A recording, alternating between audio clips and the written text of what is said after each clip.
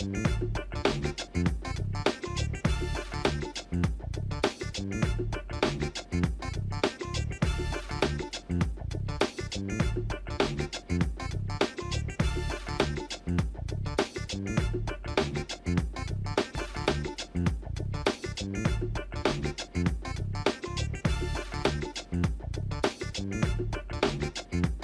is Friday, October 22nd, 2021, coming up on Roland Martin Unfiltered, streaming live on the Black Star Network from Atlanta. John Hope Bryant, he is the founder of Operation Hope. This week we will be in Atlanta with him for the 8th annual Hope Global Forum. We'll talk with John about what he achieved this week and also how he wants to lead an economic renaissance for African Americans and other minorities with Operation Hope. Also, folks, we have a fantastic interview with legendary, iconic Ambassador Andrew Young, former U.S. Congressman, former UN Ambassador, former mayor of Atlanta. We talk about civil rights, talk about Dr. King, we talk about mission in life and purpose.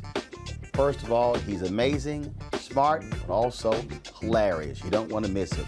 Also, folks, Melissa Conyers-Irvin, she is the first elected city treasurer in Chicago, and we talked about how she is using the power of her office to ensure that African Americans are getting their fair share of private equity dollars and over the $9 billion pensions that in the city of Chicago. Also, for us, Ryan Williams, the co-founder and CEO of The Gathering Spot, a private club operating here in Atlanta, D.C. They're going to be opening in L.A. and how he is trying to connect people all across the globe. Also on today's show, I moderated one panel this week about action that should be taken in the C-suite. We'll hear from the CEO of Georgia Power and a top official of the National Urban League. Also, a fantastic panel discussion between John Hope Bryant and Lisa Osborne Ross, who is the CEO of the powerhouse PR firm Edelman.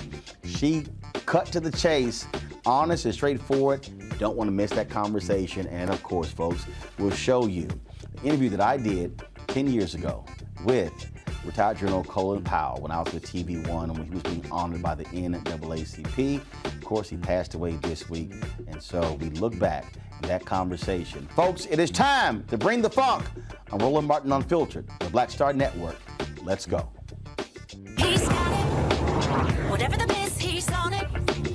Whatever it is, he's got the scoop, the fact, the find. And when it breaks, he's right on time and it's rolling. Best believe he's knowing. Putting it down from sports to news to politics. With entertainment just for kicks, he's rolling. It's on go, roll, y'all. It's Roland Martin, yeah. Rolling with Roland now. He's funk, he's fresh, he's real, the best, you know he's Roland Martin now.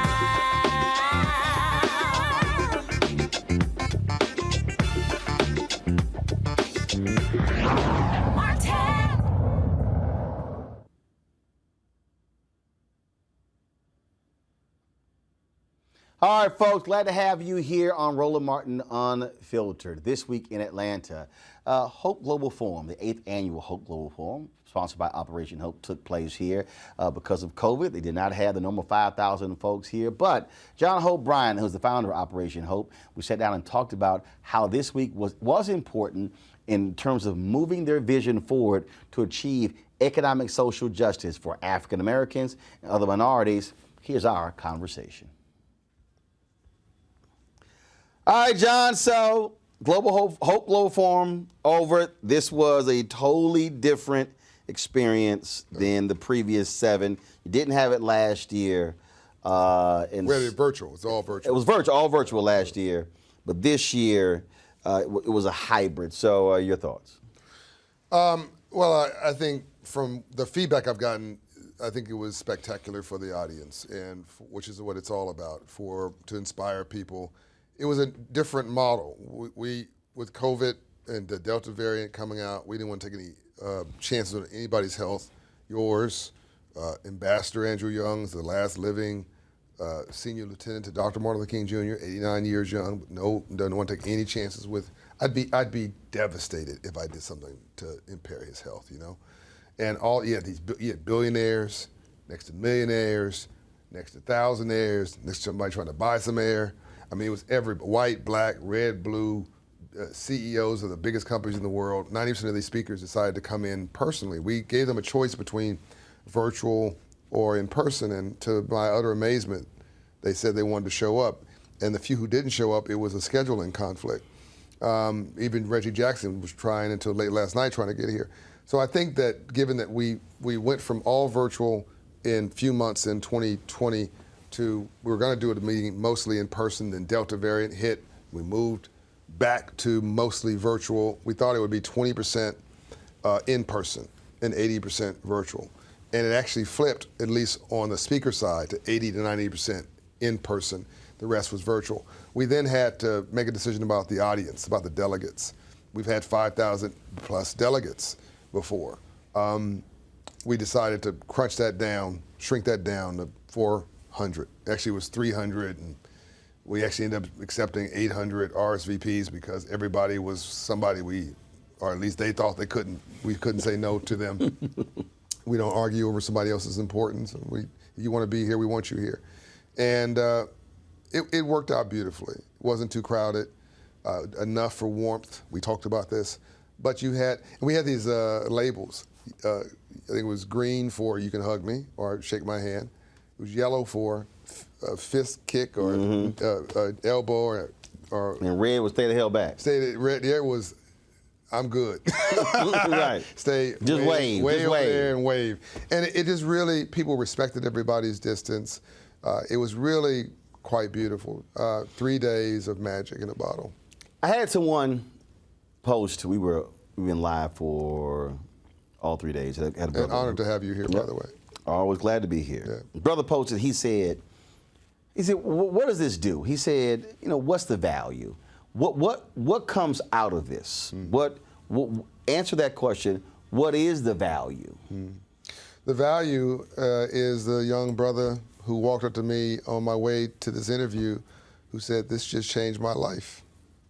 He said, I didn't think that anybody thought like me. I thought I was out here in the wilderness all by myself, trying to be an entrepreneur, trying to be a black man in technology, trying to own a business, trying to create jobs in my community, thinking that social justice could be achieved economically. But I'm thinking I'm by myself. He came from Birmingham, Alabama, at the recommendation of somebody else. He created a $2 million startup in tech. Even though he raised $2 million as a young black man, he clearly, as I looked in his eyes, had what it took to succeed. He felt like he was all alone. He said today, being here the last 3 days, completely transformed his confidence, his belief in himself, his self-esteem. We're not islands. We are interconnected. We're not human beings having a spiritual experience. We're spiritual beings having a human experience. Energy matters. We just talked about energy off camera. Giving people permission to dream. You and I were growing up, capitalism was a dirty word. You go to church, making money was a dirty word. What we are learning is money's not evil, it's the love of money that's evil. What we're learning is that capitalism is not bad, it's bad capitalism, like slavery, which was bad capitalism. That's evil. But it's good to see 3 days of consistency. Black, white, up, rich, poor, you don't know what political party they're from, everybody's saying the same thing. And they're saying what they're doing. So this is not some kumbaya party. $100 million committed by Twitter. That's gone to black banks. Well, that's material. The profits from that created 5 Hope Inside locations of Operation Hope inside of black banks. That's material. SunTrust CEO showing up, Truist CEO, formerly SunTrust, Bill Rogers today, announcing we're going to be in 1,000 Truist branches for Hope Inside. That's unbelievable. They only have 2,000 branches. Not only, they have 2,000 branches, making us 50% of all branches. When you create these events, you create a timeline. You create a deadline. You create a sense of expectation that, okay, I need to do something by that date. Right. Because I'm going to be held publicly accountable. We call this an annual meeting for the people. And because Operation Hope is owned by the people, because we're a nonprofit, the public has a right to know what we're doing, what we're doing with their money that is invested in Operation Hope. They also have a right to know what's going on with these corporations and the government. This is a public accounting. And there was one commitment made today by Airbnb's co-founder to help to bring in, I think it's 20,000 Afghan refugees, to put them in Airbnb homes. Operation Hope is going to help him with that. There was a commitment made, T.D. Jakes reported out on what he's doing in Atlanta to bring, he's developer here in Atlanta, Bishop T.D. Jakes, right next to Tyler Perry's studio. Unbelievable what he's going to be doing on those acreage right next to the military facility that Tyler Perry took over. I'm just thinking about all of the people who came here. Tony Ressler, Atlanta Hawks, talking about what they're doing to give blacks into the pipeline through the HBCUs. So this is not a talk fest. This is not a brag fest. This is a do fest. And it's about holding folks publicly accountable, but also celebrating those who succeed. See, I think the biggest... And we raised $50,000 of venture capital for a new black inventor on a pitch event 2 nights ago, right off the floor. Actually, we raised $150,000 for her. I started it with $50,000. 100,000 joined her. See, the thing for me when we talk about accountability, we've dealt with all of these big announcements in the post-death of George Floyd. Yep. And I've had these meetings with people who have made these announcements and commitments to black-owned media. And what I've said in my conversations to them is, I'm not praising you for press releases. When you actually do it is when I'll praise you. And I was talking to the CMO of General Motors and their whole advertising team, Carrot, Dentsu, and I said, I'm gonna just be clear. I said, because I think one of the things that we have done as African Americans, we have praised folks for small things that made us feel good. Oh, this one brother, one sister got appointed. Okay, but which is great, it's appreciated. But how are you changing it for a multitude of people? Yeah. And I think that's the thing that for a lot of people they hate the accountability part. Yep. But it's necessary because otherwise it's just announcement after announcement, but it's not tangible and real for the people who are most impacted. Walmart, to that point, Walmart CEO announced their average employee pay now is $18 an hour and going up. B of A announced that they went from I don't know where it was, but it's $20 an hour for every employee, including the part-time tellers. Now, Roland, they're going $1 a day per year for 5 years.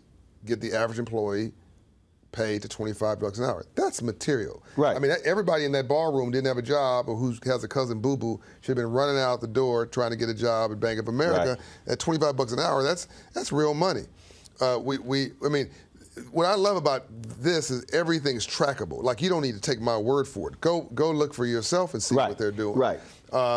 Also, I've got 4 million clients. So I'm not in the conference business. Like, I'm not in the convention business or the forum business. I'm in the transformation of life business and the scaled impact business and maximizing human potential. All this is a annual accounting of what we've been doing all year round. So it makes us a little different than most organizations. You have a motivational speaking group, and that's what they do. You have an operating nonprofit, and that's what they do. We are a bit of a blend. We operate on the ground, 180 locations in 30 states.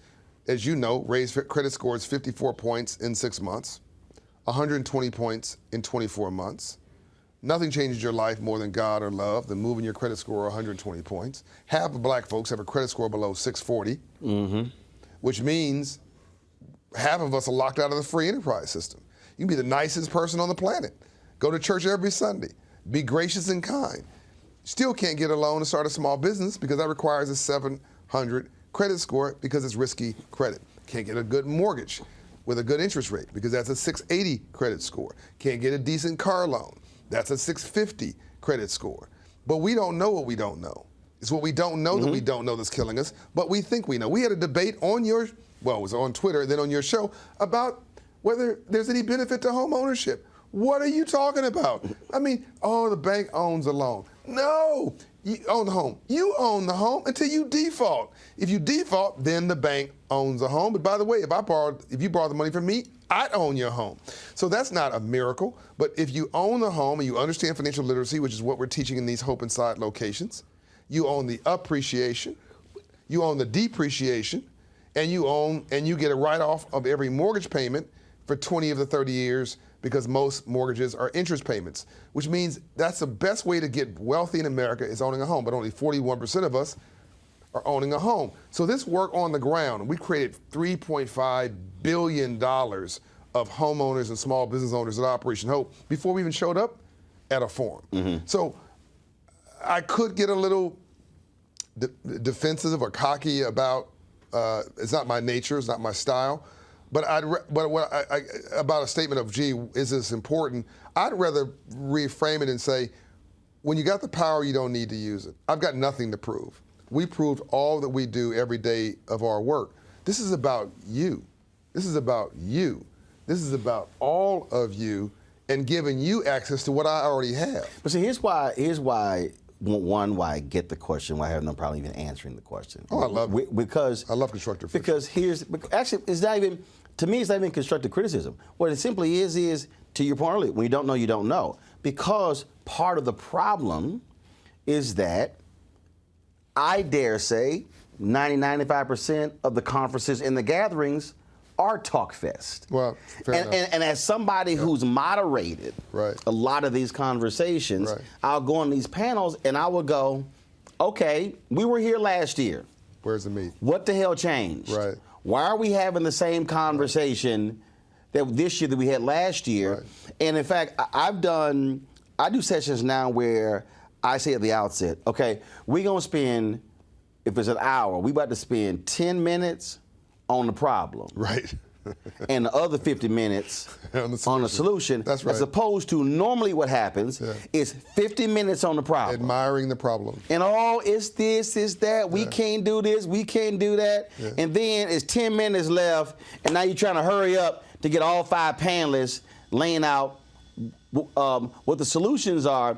Because for me, that doesn't help anybody. To me, you should walk away from a conference and be able to implement something short-term immediately. Do you know why we do that, Roland? There's a reason why. We mean well. Our people we've been doing so much with so little for so long, we can almost do anything with nothing. We are an incredible people. When the rules are published and the playing field is level, we kill it. Professional sports, the arts. I mean, we even kill it in tennis, golf, and F1 racing, and NASCAR, places we've never even showed up. This capitalism and free enterprise thing, which is the whole game, is what we don't know that we don't know. Right. And versus acknowledging and admitting, I'm clueless here, I need some help, because God gave us 2 ears and 1 mouth, so we listen twice as much as we talk, we fake it. And or worse, we specialize in the thing that we can actually control, which is the problem. The problem narrative is easy. It's easy to be a critic, right? So and here's worse. There's three mentalities. I put this in my book, Up From Nothing. A surviving mentality, a thriving mentality, and a winning mentality. Now, anybody looks at you, sees a winner. You knew you were a winner, knew they were a winner before they ever won anything.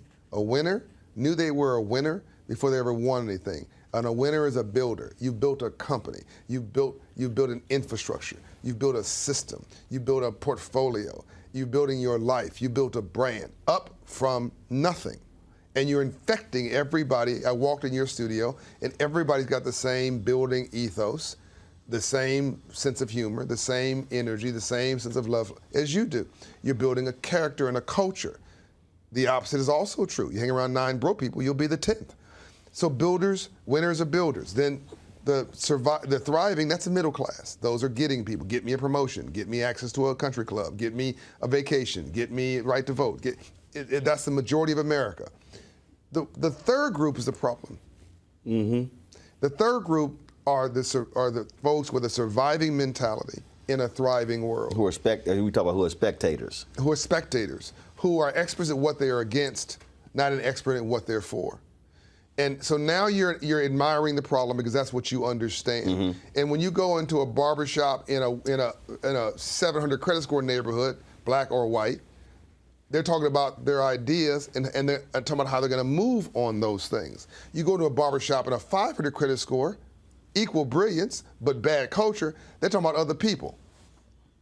You go to a winner's barbershop, here's what I'm doing. You go to the barbershop of where people feel defeated, they talk about other people, either celebrities or people they admire, but also often, I don't like Joe. I don't like Roland Martin. Well, let me tell you something. I don't understand people. How could you not like anything here you see? You should just be like, this is amazing. It's cool. You may not even like how he does it or how I do it, but it's like, you know what? They're succeeding. They're killing it. All you should be is, that's fantastic. But if I don't like me, I'm not going to like you. If I don't feel good about me, it's hard for me to feel good about you. If I don't respect me, don't expect me to respect you. If I don't love me, I don't have a clue how to love you. And here's a big one. If I don't have a purpose in my life, I'm going to make your life a living hell. Always great to talk with my man, John. All right, folks, when we come back, my interview with Ambassador Andrew Young. Man, first of all, it's always great to talk with him, but the stuff that he broke down, civil rights, going back to the past and then present, you do not want to miss this conversation. Right here, only on Roland Martin Unfiltered on the Black Star Network.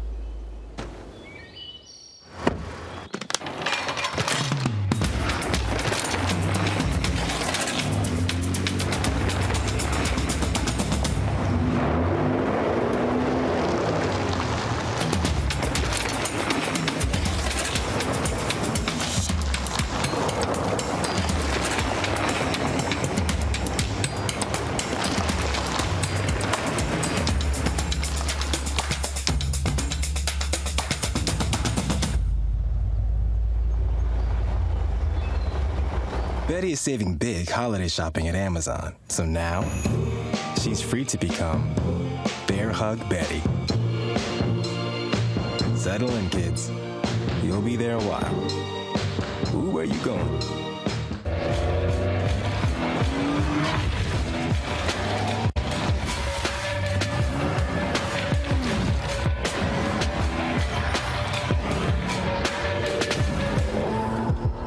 Hey, I'm Arnaz Jake.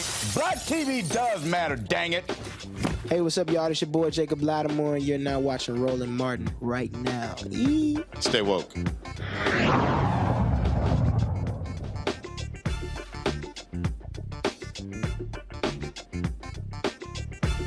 Andrew Young has seen a whole lot in his 89 years on this earth. He shared a lot of that with me in our exclusive conversation here in Atlanta at the 8th Annual Hope Global Forum. Look, there are a lot of people who came out, civil rights movement, and it was about different reasons. Everybody had their own reasons. And one of the things that I've always said about you and appreciate, it was about connecting. Yeah, but let me just put it this way, say, I haven't come out of the civil rights. No, that's my point. I mean, that Martin's death in 1968, the last time we had a long conversation, he was in New York, and it was with Harry Belafonte, John Conyers, Dick Hatcher, and myself, sitting around in his suite after he had made a speech up at Cathedral of St. John the Divine. In fact, I'm going there this Friday to do a memorial for Dave Dinkins, Saturday. And but it was after that And the whole conversation was, how do we get the energy of this movement into politics? We ought not have to have 1,000 people get out in the street raising hell just to get a simple decision made. See? And the answer is that we need to get people elected to public office who come from this movement and who really will come to us. We have that consciousness. And see what it is we need to do to keep the movement going. And of course, I'm not even prejudiced, I'm just a realist. Everything that's in this bill that they fussing about with Joe Biden and everybody, that's the sort of thing that Dr. King was talking about in 1968 before he was killed. See, there's no reason why there isn't free college education in community colleges. No reason why we don't have some kind of aid for children, regardless of their wealth or status. That a civilized nation should have universal health care. And Obama, God bless him, got us that. And now we've got to fight to keep it. Right. But, I mean, I'm still around, but I've been in the hospital off, maybe three times. But each time, it would have broken me if it hadn't been for Medicare. Right. Yeah. But you made the point about those who have consciousness, who are in the movement, but who still have the consciousness, they're just simply in another different area. Yeah. That is the piece that your relationships with corporate America, when you Delta and Coca-Cola and others, also the connection. That is, your deal is you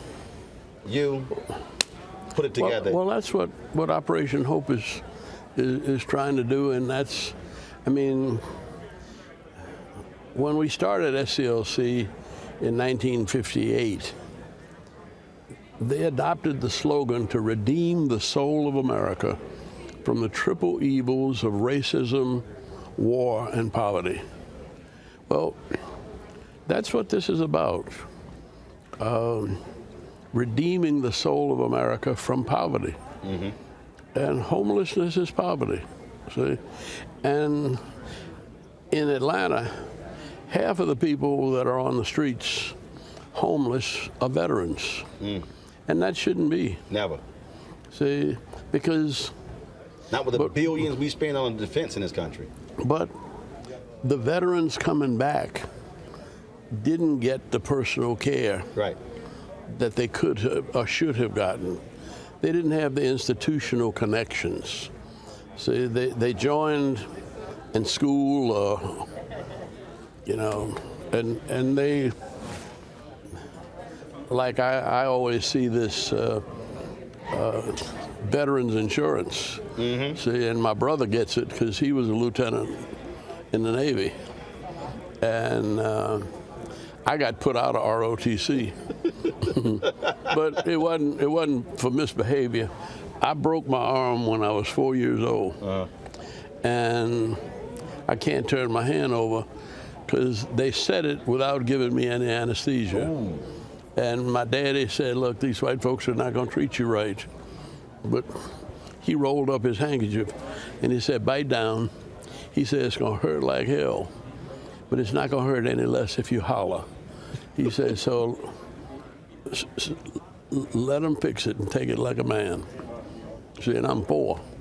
Well, I always thought of that as punishment, segregation, but it kept me out of Korea.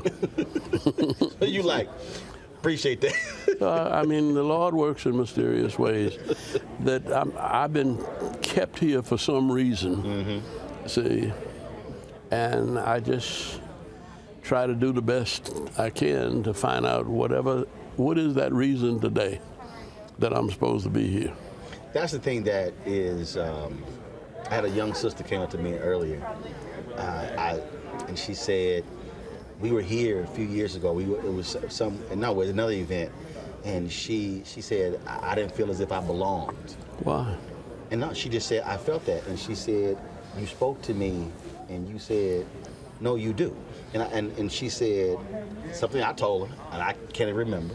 Yeah. And she came to me and she says, I want you to know that completely altered. I've gone on to do this and this and this. She said, I wanted to tell you that. She said, because I thought I didn't belong, and you said, no, you do. Yeah, that's exactly. And we all need somebody to tell us that. Not only do you belong here, but you belong here to do 1, 2, 3, 4, 5. Right. Well, that's what, because she asked me, I told her, I said, this. I told her, I said, when I launched this, people told me I was crazy. Show had gotten canceled at TV One. They said, what do you want? Go get a job, go to CNN, MSNBC. I said, no. I said, we need something that's black, that's ours, that we control, and I don't have to ask somebody's permission to go cover. And I told her, I said, we started small, we had different cameras, we had smaller lights. I said, but we grew, I said, to have this footprint. I said, but the whole point is, the mission has never changed. Yeah. That is, let's serve our people and give them information. Well, let me say something that I think we ought not let Brother Colin Powell go past without being celebrated. Oh, I did a whole hour-and-a-half celebration on the show, and we're going to do another one because, to that point. But when he came here, I was the mayor, and he was the general in charge of Fort McPherson, and I never paid much attention to Fort McPherson till I realized that they had 9 black generals out there at one time. Wow.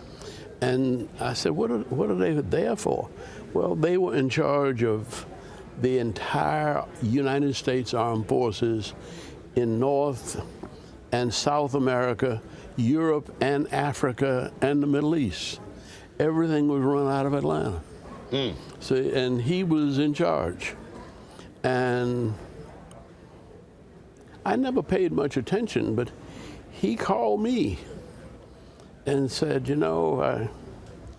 I really would like you to go down to Fort Benning. And he said, we're graduating about 1,500 young officers, non-commissioned officers, sergeants.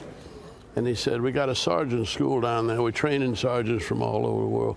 He said, I wish you would go down there and talk to them. And lo and behold, I did. But they put me through just about everything. I was younger then and in much better shape. I did everything but jump out of a parachute. And I said, no, that's George Bush's thing. I'm perfectly safe on the ground. And but he saw himself as a part of this community. See, that's why I read. Even though he was general. I read an article the other day, and Kevin Powell, who's our frat brother, and I disagree with him in this. He said he felt that Colin Powell did not embrace his blackness, was not a part of us. He's full of shit. And I read the article, and I was going to text. I'm like, Kevin, I disagree with you. No, but he look, this man knew who he was. You can't grow up in the Bronx and think you something else. So, well, I happen to have been on the committee that got President Carter to appoint Clifford Alexander as the Secretary of the Army. And President Carter gave Clifford Alexander the suggestion that the command officers in the military ought to look just like the soldiers. And he said, when you start appointing generals, he said, we ought to have about the same percentage of black generals as we have black soldiers. And he just made that casual comment. And Cliff took it seriously. And they sent about 10 or 12 lists. And Cliff would look down the list and see how many black generals there were.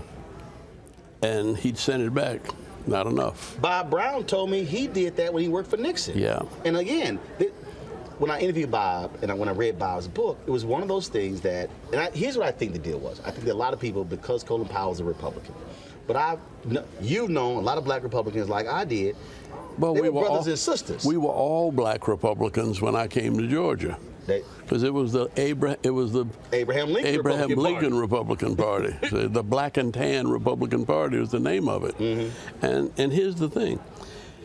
It was Maynard Jackson's grandfather that said, we need you to run a voter registration drive down in Thomasville and Beachton. And I said, I'll be glad to do that. And I never thought it'd be any problem. And I had him coming down there to speak. And the Saturday before he was coming down to speak, when we were starting to drive, I was driving from Albany, Georgia, back to Thomasville through a little town called Doe Run, Georgia. And I came around the curve. I had a little Nash Rambler.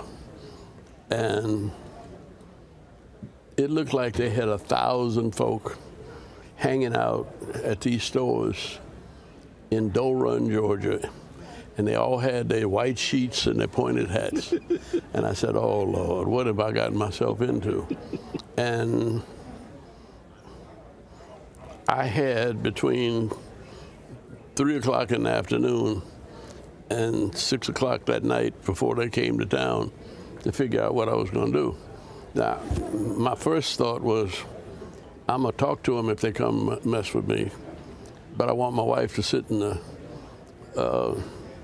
window with the rifle.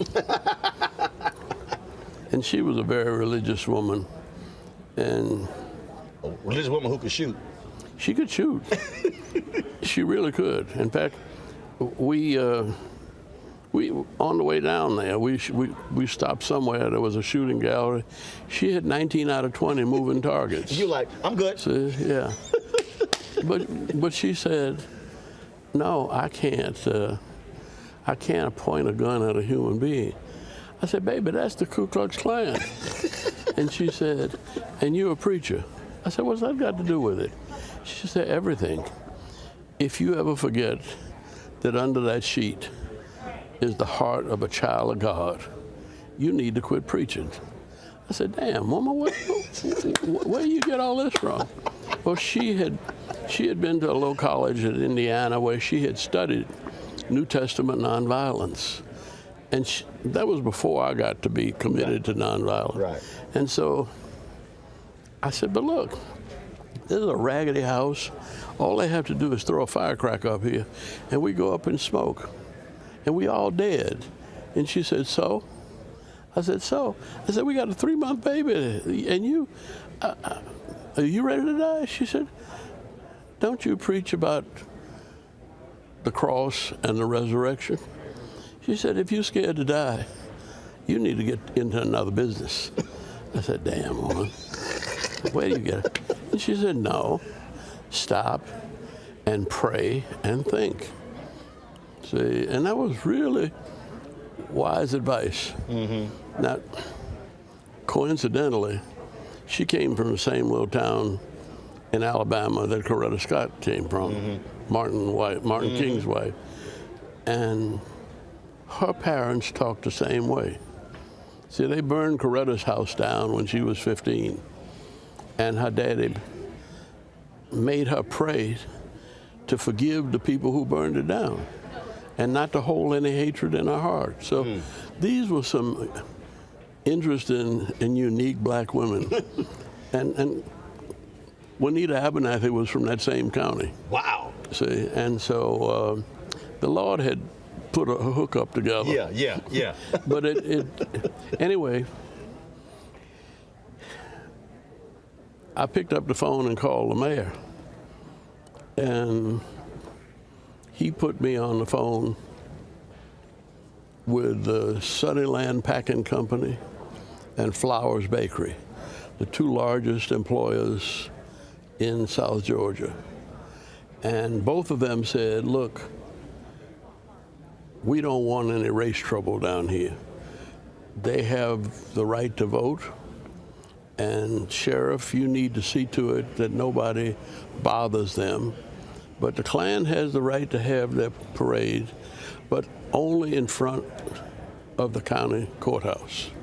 And you can let them, keep them on the county courthouse block. Don't let them go through the black community. And this was in 1956. And Eisenhower was running. And Eisenhower used to come down there to play golf and shoot quail. And most of my church members knew Eisenhower. So they told me I was voting Republican. And I said, why? And they said, because if he is elected, there are no white Republicans. We get to nominate the federal judges. See, these were not educated folk, but they were smart folk.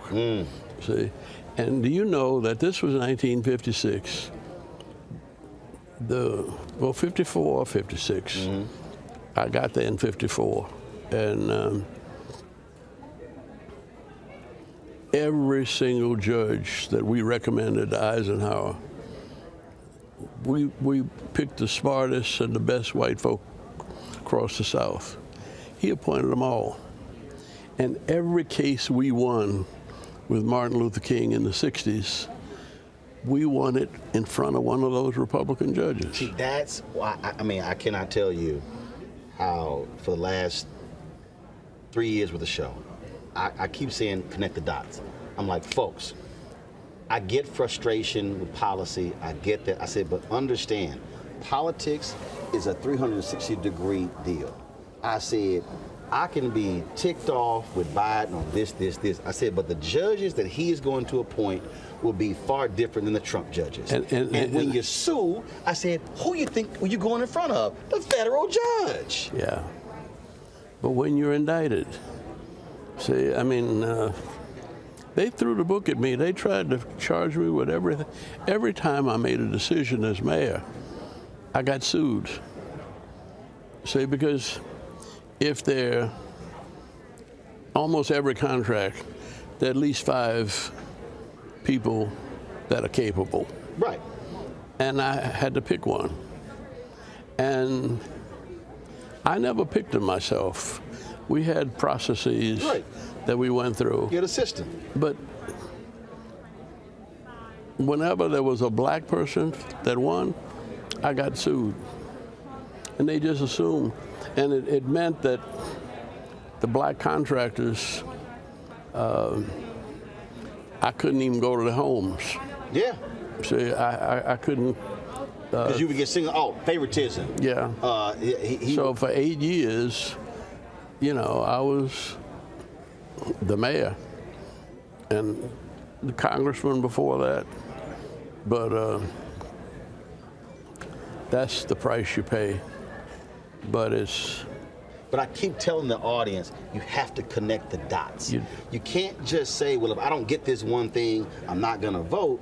And I'm like, no, we're gonna fight for that one thing. I said, but if the person's not in power, I said, you get none of it. I said, you get none of it. You got mostly black folk looking at you, huh? But you don't know. I say you got mostly black folk looking at you. If you don't vote, one way or another, you're going to get fucked. I can't make it any plainer than that. That's why the show's called Unfiltered. Okay. No, we're fine. See, that's all the difference. I don't have to bleep that because I own it. Okay. But that's the deal. I mean, Ambassador, I can't tell you how I argue with people and they, oh man, you a Democratic shield. I said, let me tell y'all something. I said, I've never identified as a Democrat or Republican. I said, well, I'm a Democrat. I've been both. Right. For me, but see, in New York, I voted for both, but I never identified with a party. No, me either. Well, I've.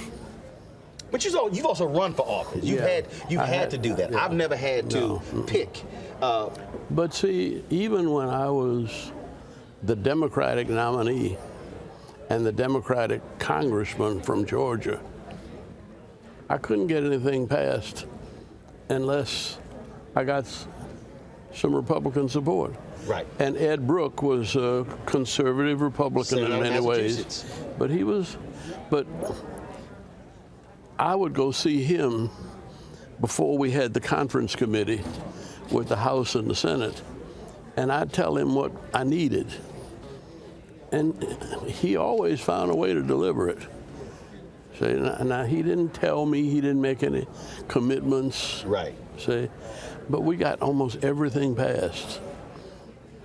For the rest of you fraternities out there, that's what happened when two alpha men get together. he was a good brother. But that was the thing that, again, I think when people criticize Colin Powell, I kept saying, folks, yes, he worked for Bush. Yes, he worked for Reagan. I said, but to your point, if they're in the White House, you got to have somebody to talk to. You got to have somebody. I had Congresswoman Maxine Waters on talking about his passing, and she said, well, she went to him, blamed him for getting Aristide out, and he said, no, he said Aristide can leave, where he was in hell somewhere, and she said, Roland, she said, well, I'm going to get him out, and she said, I got a phone call. She said, and Powell helped with the visas and everything to get Aristide out, and she said, I thanked him. Powell did just about everything he could. It didn't make any difference to him whether he was a Democrat or Republican. He endorsed Obama before I did. Mm-hmm. See, and I didn't endorse Obama because I thought Hillary might win. And I had known her since she was in college. See? That's relationship. Yeah, and in fact, her roommate was my mother's godchild. That's Grant Hill's mother. Mm-hmm. And she's been very ill here lately, I understand. But, I mean, that was in the 50s, see, and 60s. Yeah. Mm-hmm. You said something earlier. You talked about being 89 years old, and you said, every day, why am I here? I still am doing something and putting in the work. Exactly. I mean, I'm not here to rest.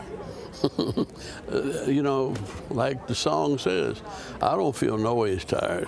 Well, see, John is always messing with you. We always talk about you. No. He said, he gonna be everywhere. That's how our brother C.T. Vivian was. Yep. Man, he would be marching somewhere. He'd be moving. And I was talking to the Cicely Tyson's, her book, literary agent. I had the same one. Yeah. And they said literally, up until she took her last breath. Yep. She was doing interviews, she was working, she was doing her thing. Well, let me just say, I ain't here giving my last breath. Right, no, right. But the point is, but when you say I'm not just going somewhere sitting in the corner. Hey, you still got purpose. And I'm not sleeping.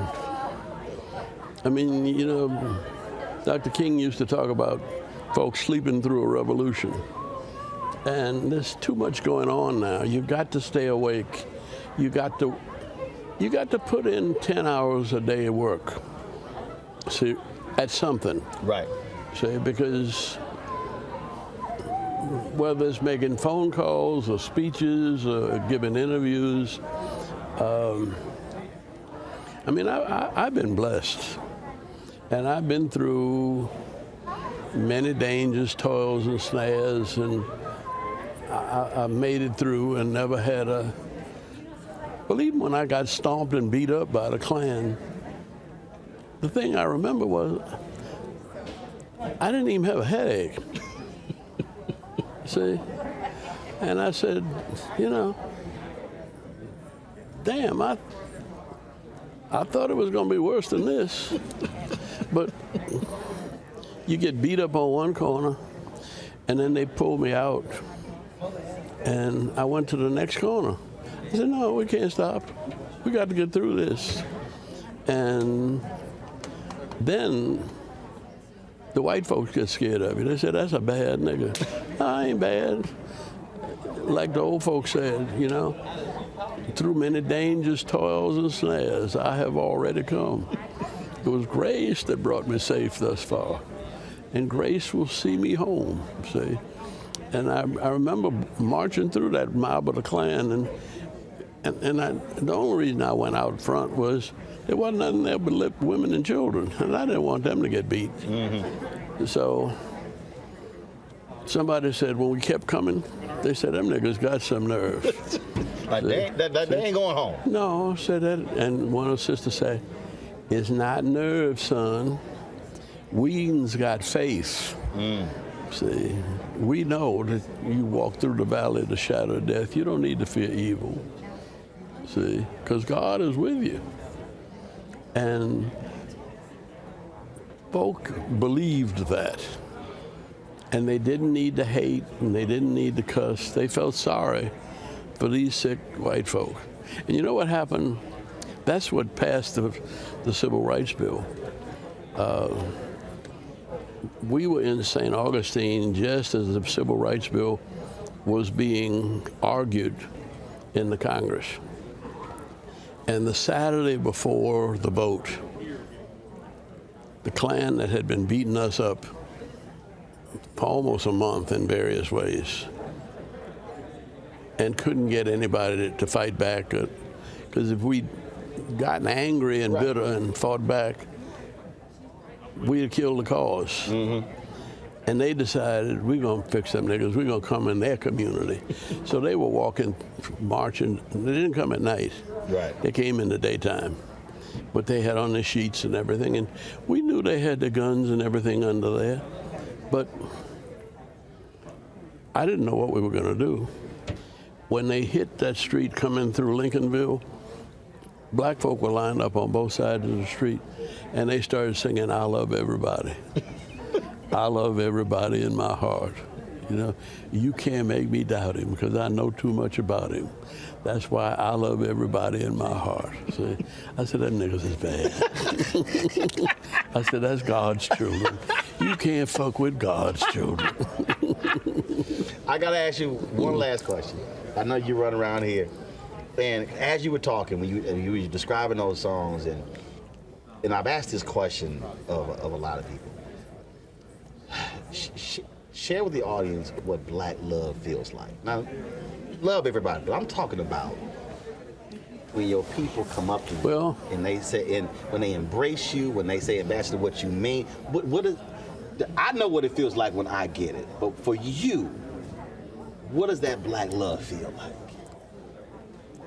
It feels like the people who come up to me, I know have been praying for me whether they knew me or not. See? And I know that when I thank them for their prayers and their support, when I thank them for their support, I'm not thanking them for what they do.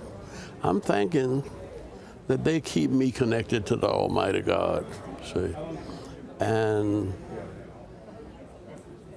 that's how we got over. You know, the song said, my soul looks back and wonders how I made it over. See, and that's how. It's on the prayers of these old folks. That's right. But the reason I had to get beat was it was nothing but old folks and children marching behind me. That's right. The niggas were in the pool halls talking about being bad, and they couldn't be nonviolent. I said, no, these white folks been fucking with you all your life, and you ain't slapped one of them yet. And now you're going to try to tell me? I said, no, it's not that you can't be nonviolent. You can't be violent. You ain't shit. See? And until you get some confidence in yourself and some faith in God and stand up and be a man, they gonna continue fucking with you. See? And now, did you remember James Orange? Yes. Never met him, but I've read. Yeah, James Orange's cousin was the first black coach in the Southeastern Conference. He was black coach. He played football at Alabama, but he was the first black coach and coached Mississippi State. Yeah. But anyway, Sylvester Coombs. Yeah, Sylvester Coombs. Yeah. And Coombs. Yes, yeah. Sylvester Coombs. Yes. And he, but James was bigger than him. And Sylvester was a big brother. But James was bigger and just as bad. But they weren't recruiting folk from high schools in Birmingham then, and he went with Martin Luther King instead of playing football. But he would go in the bars, see, and quiet everybody down, and they'd quiet down. A big brother walking Yeah. in and saying, y'all need to chill out. They chill out. But I got another one like that I don't know what's going to happen to him, but he's 6'4". He's 305 pounds.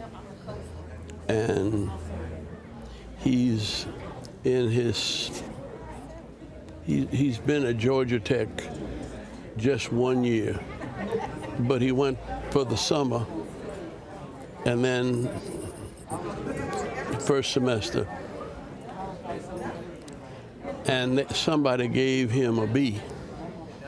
And he went to him and said, wait a minute. He said, I don't make B's. He said, look at my high school record. I don't have any B's. He said, something's wrong. You didn't take my paper, my work seriously. And he made them go over his paper, and they gave him an A-, see? But when you find a brother that size, see, and with that kind of brain, you know that the Lord put him here for something special. That's right. And it's not necessarily football. That's right. Well, that's why I tell people when I'm wearing my Texas A&M stuff, folks ask, did you play football? And I'm like, no. Like, we can go to an A&M and not play ball. Yeah. And people are like, why you getting mad? I said, because don't just look at me as an athlete. Yeah. I said, we got the intellect. We got that. Well, Ambassador, look, it's always good to see you. And first of all, I got to thank you. Because in my whole career, when we call you, you answer the phone, you come on, you share with us. When Maya Angelou passed away, we actually called you and we told you it happened. But you've always taken our calls. You've always had respect for black-owned media, and as opposed to. Let me tell you, nobody, there was 60 houses bombed in Birmingham, and it never got to Atlanta in the paper, 150 miles away. It wasn't until they had jets and until Bob Johnson. John Johnson. Bob Johnson was jet man. Yes, the editor. Yes. See, and John Johnson was old at all. Right. But Bob Johnson had been Martin's classmate. And I think they started with the killing of the young fellow Emmett Till. Yeah. And that put Ebony and then Jet put us on the map. Yeah. And we couldn't have run the movement without the press. That's why I tell black politicians today, I tell black CEOs, others, I said, look, I know we love, I said, look, I spent 6 years at CNN. I said, look, I get it, New York Times, Washington Post.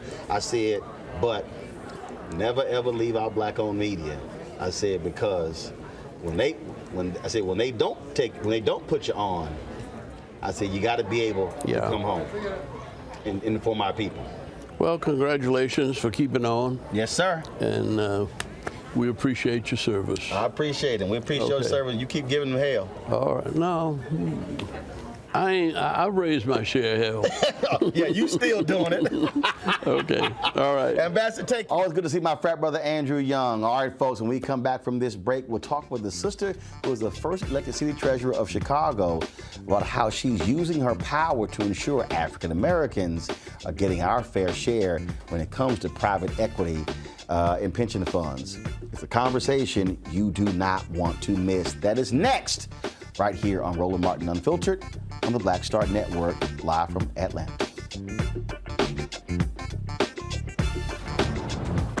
Oh, that spin class was brutal. Well, you can try using the Buick's massaging seat. Ooh, yeah, that's nice. Can I use Apple CarPlay to put some music on? Sure.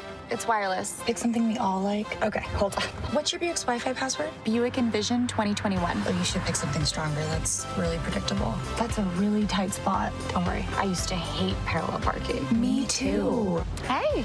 Really outdid yourself. Yes, we did. The all-new Buick Envision, an SUV built around you, all of you. Once upon a time, there lived a princess with really long hair who was waiting for a prince to come save her. But really, who has time for that? Let's go. Feeling myself. I'm feeling She ordered herself a ladder with Prime one-day delivery, and she was out of there. I want some hood girls looking back at it and a good girl in my tax bracket. Now, her hairdressing empire is killing it. And the prince, well, who cares?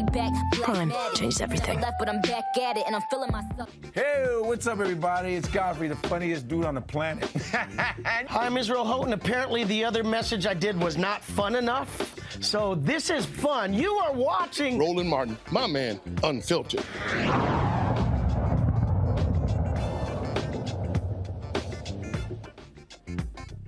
All right, folks, welcome back to Roland Martin Unfiltered.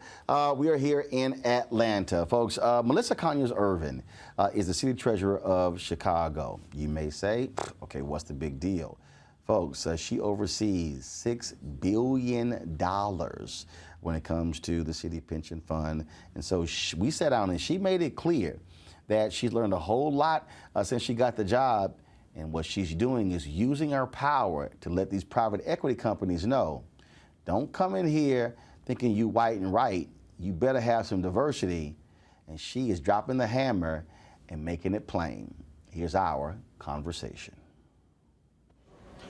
All right, Melissa, let's talk money.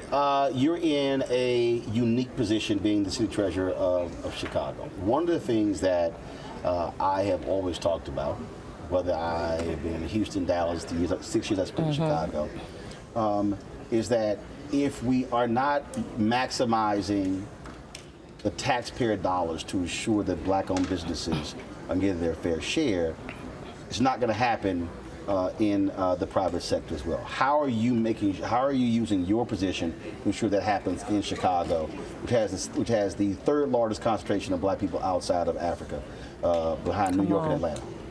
So, first of all, hi, Roland. See, we just get right to it. I'm telling you, I'm like, hi, Roland. No, we get right to it. See, we get the high part of stuff.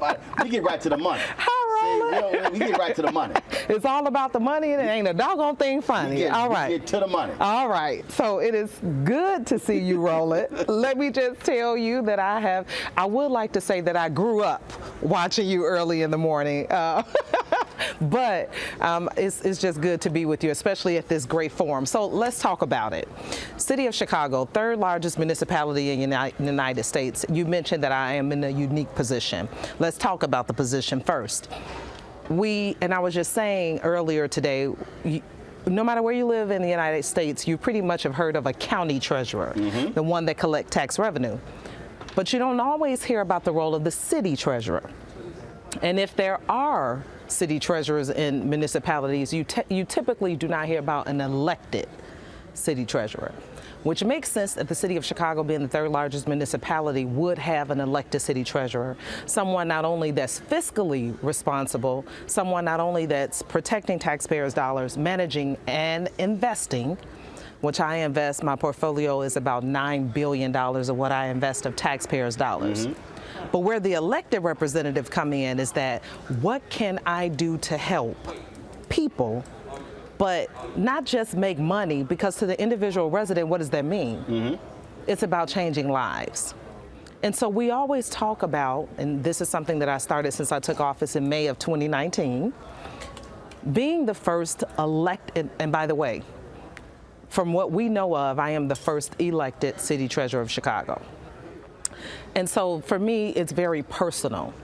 I was telling the young man that works with you, I was born in Inglewood, raised on the west side. And even if you're not from Chicago, you've heard of Inglewood, okay? And so I've always lived in underserved communities, understand what working families, what their struggles are. I was so excited to be the first in my family to go to college. Went on to work in corporate America, but decided I wanted to work for my community. I say all of that to say, which brings me to, how can we help people, especially those in underserved communities, and it's very serious. You talk about Black-owned businesses. I look at not only Black-owned businesses, but also residents that just want to be able to purchase their own home. For me, my mission is building generational wealth. How do we help to do that? Purchasing homes, helping entrepreneurs. And so there's just a myriad of things that we can talk about today. But for me, as the treasurer, it is getting money in the hands of small business owners and residents that aspire to purchase homes. During the pandemic, which since I took office in May of 2019, most of my work has been during the pandemic. During the pandemic, we really wanted to help small business owners, and I was so proud to commit up to $50 million to help small business owners. We were able to provide loans from very little interest rates to small business owners in Chicago, and I was so proud that over 50% of the loans provided went to businesses on the south and west sides of Chicago. And even if you're not from Chicago, you know primarily what the makeup is for the south and west sides of Chicago. See, the thing, when I talk about elected officials, you have a considerable amount of leverage. And I think historically people have not properly used the leverage. You talk about that $9 billion, okay? And we have these conversations that are going on right now. And in fact, I think Crane's had a story just the other day. We were talking about the lack of diversity in private equity. Yes, oh yes. But I keep reminding folks, private equity's money is coming largely from pension funds. I know the game. And so those pension funds are made up of Black and brown workers. And so we're having this debate up here with how can they diversify when it needs to be, no. You're not going to get our money unless you diversify. Can I talk about that, Roland? Yeah. Okay, so as the city treasurer of Chicago, not only am I responsible, Roland, you just on my street. Not only am I responsible for managing the $9 billion taxpayer portfolio. By the way, you use the word leverage. That is my daily conversation. Leverage. Yeah, because they want your money. And so what I say is, I have $9 billion acting on behalf of taxpayers. We have to leverage it. So I'm working to change behavior with the banks, with the brokerage firms that we work with within the treasurer's office. But while I'm changing behavior, on the other hand, I have to work with the residents to financially empower them, to prepare them. Right, for the change of behavior that we're doing with the banking institutions. But in addition to being the treasurer managing that portfolio, I also, and you didn't even know this and you're just talking about pension funds, I also am the only elected official that is a trustee on the board for all 4 pension funds in Chicago: municipal, laborers, police, and fire. And that's total what? How much? About $8 billion. Right. And for the people who are watching who don't understand, it is pension funds that actually powers Wall Street. When you talk about what folks are investing in, private equity, all these people, that's where the money is coming from. And what we have seen is Blueprint Capital, they're suing the state of New Jersey for that very reason. You've got companies like BlackRock and others that are pretty much all white, and they are controlling this. They're the ones that are driving Silicon Valley, driving the investment. And what I have long said, New York State, Carl McCall did this when he was in New York State.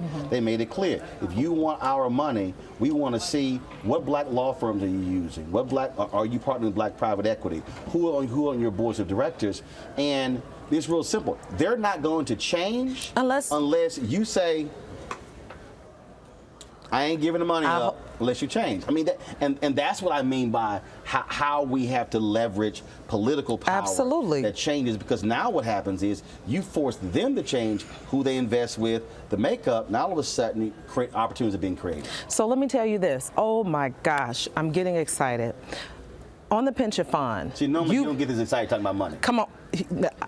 You better know, Roland, on the pension fund, there is no organization that comes before the board, knowing that I sit there. The word, and by the way, the word gets around fast. When you're talking about money, word gets around fast. Because they need it.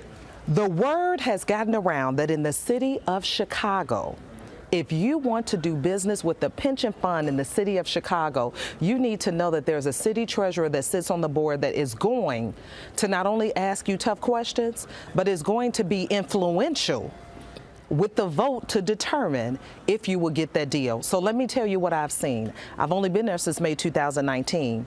When I first started, I was floored.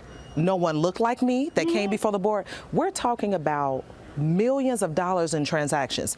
When I tell residents, especially on the south and west sides of Chicago, the amount of money that we're transacting, I say, you haven't seen this type of money that I'm talking about, right? Easily $50 million, 25, easily. Which is nothing. Easily for a deal. Right. For one deal. These are small. For them, these are really small deals. And I'm talking about, that's one deal, right? They're building more. And they're also working that if they get one pension fund, you better understand that they're going to try to go to others, right? We're helping their resume. So the word has gotten, so when I first got in office in May 2019, I was floored to see that people coming before the board not only not look like me, but then I started asking questions, Roland. I said, talk to me about the employee demographics of your organization. Okay? Then when they started to talk to me about it, I said, now I want to see your chart. Yeah. And I want to see mid-level, senior level, C-suite. Because I know they did. They probably gave you the numbers, which really were your low-level position where most of the black folks are. Roland. No. Let me tell you what they had it as. A category of other. Wait, so first of all. Or diverse. Or minority. Whereas, I keep telling people, no. They spell it out. I need to see black, Hispanic. Right. White. This is what I see now. And don't throw the women in the minority. Come on, go ahead. Okay. So now, after 2 years, the word has gotten around. Not only will I look at your employee chart, okay, and I'm looking for if there's other. First of all, you only got 2% black, right? And the 2% is in other. What exactly is other? Do they sweep the floors? What do they do? Yep. Right. So now I'm looking at. I want to know, what is your percentage black? What is your percentage Hispanic? And then I also want to know what level of executives they are. So here's what's happening. The word has gotten around. I am so grateful. I always say that you are in a position for a reason. Leverage it to help the people. That's what you're elected to do. How can I hand over taxpayer? Most of the pension funds, by the way, are funded by taxpayers' dollars. Yes. How can I turn over taxpayers' dollars to organizations that do not respect the makeup of Chicago? How can I do that? I can't. Right. Not how I was raised. And so we have those tough conversations. And so now we are at a point that even just 2 years in, and there's more to come, Roland, you're going to hear more. Organizations know for a fact when they come before the board, they are going to have to answer. See, this is the thing that that Reverend Jackson, well, first of all, to even take it back further, when you go back to Operation Breadbasket, which was Reverend Leon Sullivan, presented to Dr. King. Dr. King, they adopted it, put Reverend Jackson over it. That created opportunities in the late 60s and the early 70s, which he's also been doing with a lot of these companies, because that's when Rainbow Push was taken, when they were buying shares in companies, which then gave them an opportunity to go speak at shareholder meetings. There you go. And so what we now have is, with these publicly traded companies, now you get the whole push, like Enterprise and others in the 80s, to get black people on boards of directors. What I am now arguing right now is, are those black people sitting on boards of directors, are you personally benefiting, or are black people benefiting? So if you're a black board member, and so what you are doing in your position, if these black board members are not doing, they should be saying, hold on, where's our money going? Yeah. Not just the senior positions, but what black law firms are we using? What black architectural firms are we using? Engineering firms? How much money are we spending with black-owned media, not black-targeted media? Yes. See, this is the only way this system changes. And so, and I've spent a lot of time over the last decade, speeches all around the country, walking our people through. In fact, I was in Indianapolis 2 years ago. This was prior to, it was in 2019. And I said, how many of you, I said, stand up. It was more than 1,000 black people there. I said, stand up if you are or have been a public worker. 80% of the people who stood up. And what I told them, and that blew them away, the largest collection of black wealth is actually in the hands of public workers. I said, so y'all know you're funding all these companies who are turning around screwing you because they don't want to even hire us. And they were sitting there and they were going, are you serious? I'm like, yes. I said, pension funds. Yes. Those are the drivers of the economic engine in this country. And I said, which is making a whole bunch of white people really wealthy in private equity, and they're freezing us out of actually what's our money. So I now sit at the helm of that. And please know that even as a board member, in some instances, I am the only black board member, okay? Unfiltered. So let's unfilter this. Which is still a problem in itself, because when you talk about pension funds, what is the makeup of the members, right? See, that's what. Okay, but it's okay. We're unfiltered. Let's talk. What I like about where I'm at is that the conversation has even shifted with the board members. Just yesterday, and I had a pension fund meeting this morning, pension fund meeting yesterday on my way in. Just yesterday, conversation where my white fellow trustee, before I even had to say it, my white fellow trustee knows, right? So let's ask Treasurer Conyers Irvin, what does she think about this organization that lack diversity and what we can do to hold them accountable? Roland, I can't make this up. I'm grateful that this is intentional conversation, Roland, that I wasn't embarrassed to have. I'm the only black person in the room, not only with the Board of Trustees, but also with the asset managers that's coming before us. And you better know this young lady born on the south side of Chicago, raised on the west side, is not afraid to step up to say, it's not good enough. You can't come here and ask us for money and disrespect the makeup of this city and disrespect the people, the employees that work here, okay? And so things have changed. Things have changed tremendously. And when they come before us, diversity, equity, and inclusion is the first topic of conversation. So before we start talking about money, we're talking about what are you doing? Now, let me go a step further. This is what I think.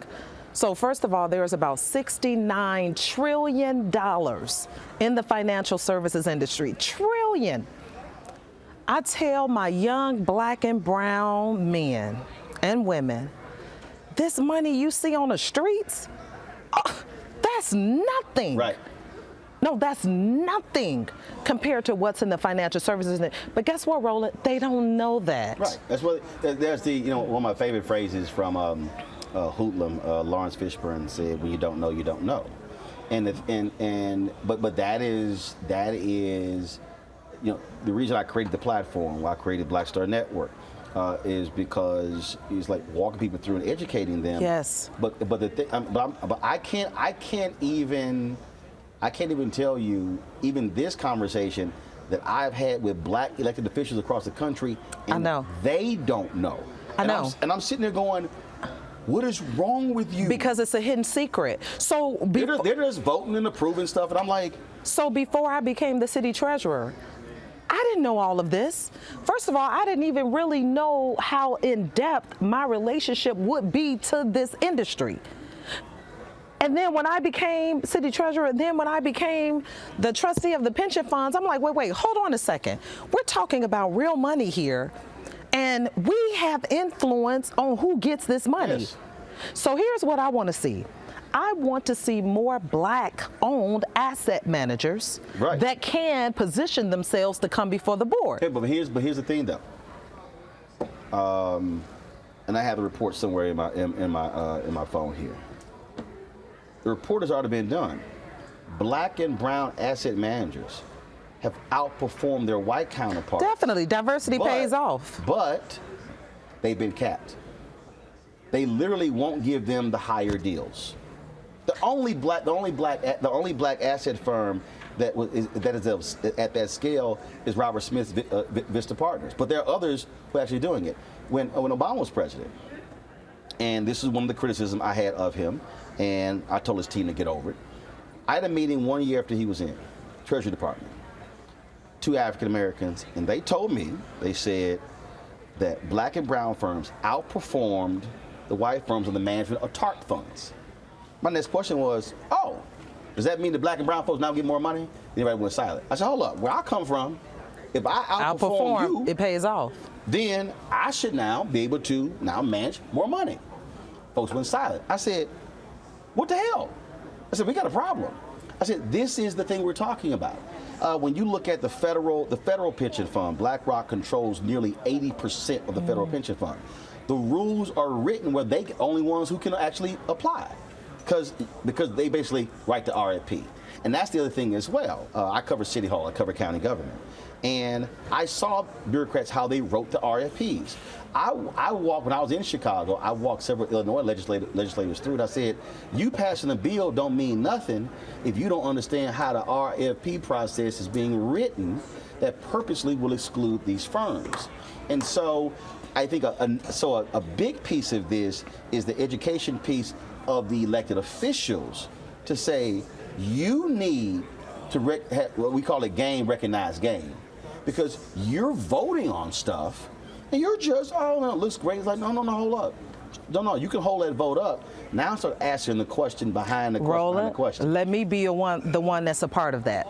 Because let me tell you, I have educated myself on the process. Right now in Chicago, what you're saying is that's happening federally is not happening in Chicago, and I'm proud to say that.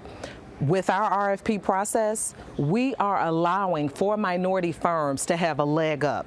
Let me tell you how. If a minority firm applies, and by the way, we don't even have the same requirements for minority firms as we do non-minority firms. We are welcoming them into the process in Chicago. So if they're listening, please know, we're welcoming them to Chicago. And then we're saying, if they apply, and let's say my investment consultant advises the board, hey, we have 40 people that applied. Of the 40, 2 were minority owned. Guess what I'm going to say? And for the finalization process, finalist process, 2 of them need to be interviewed. No, that's huge. Right.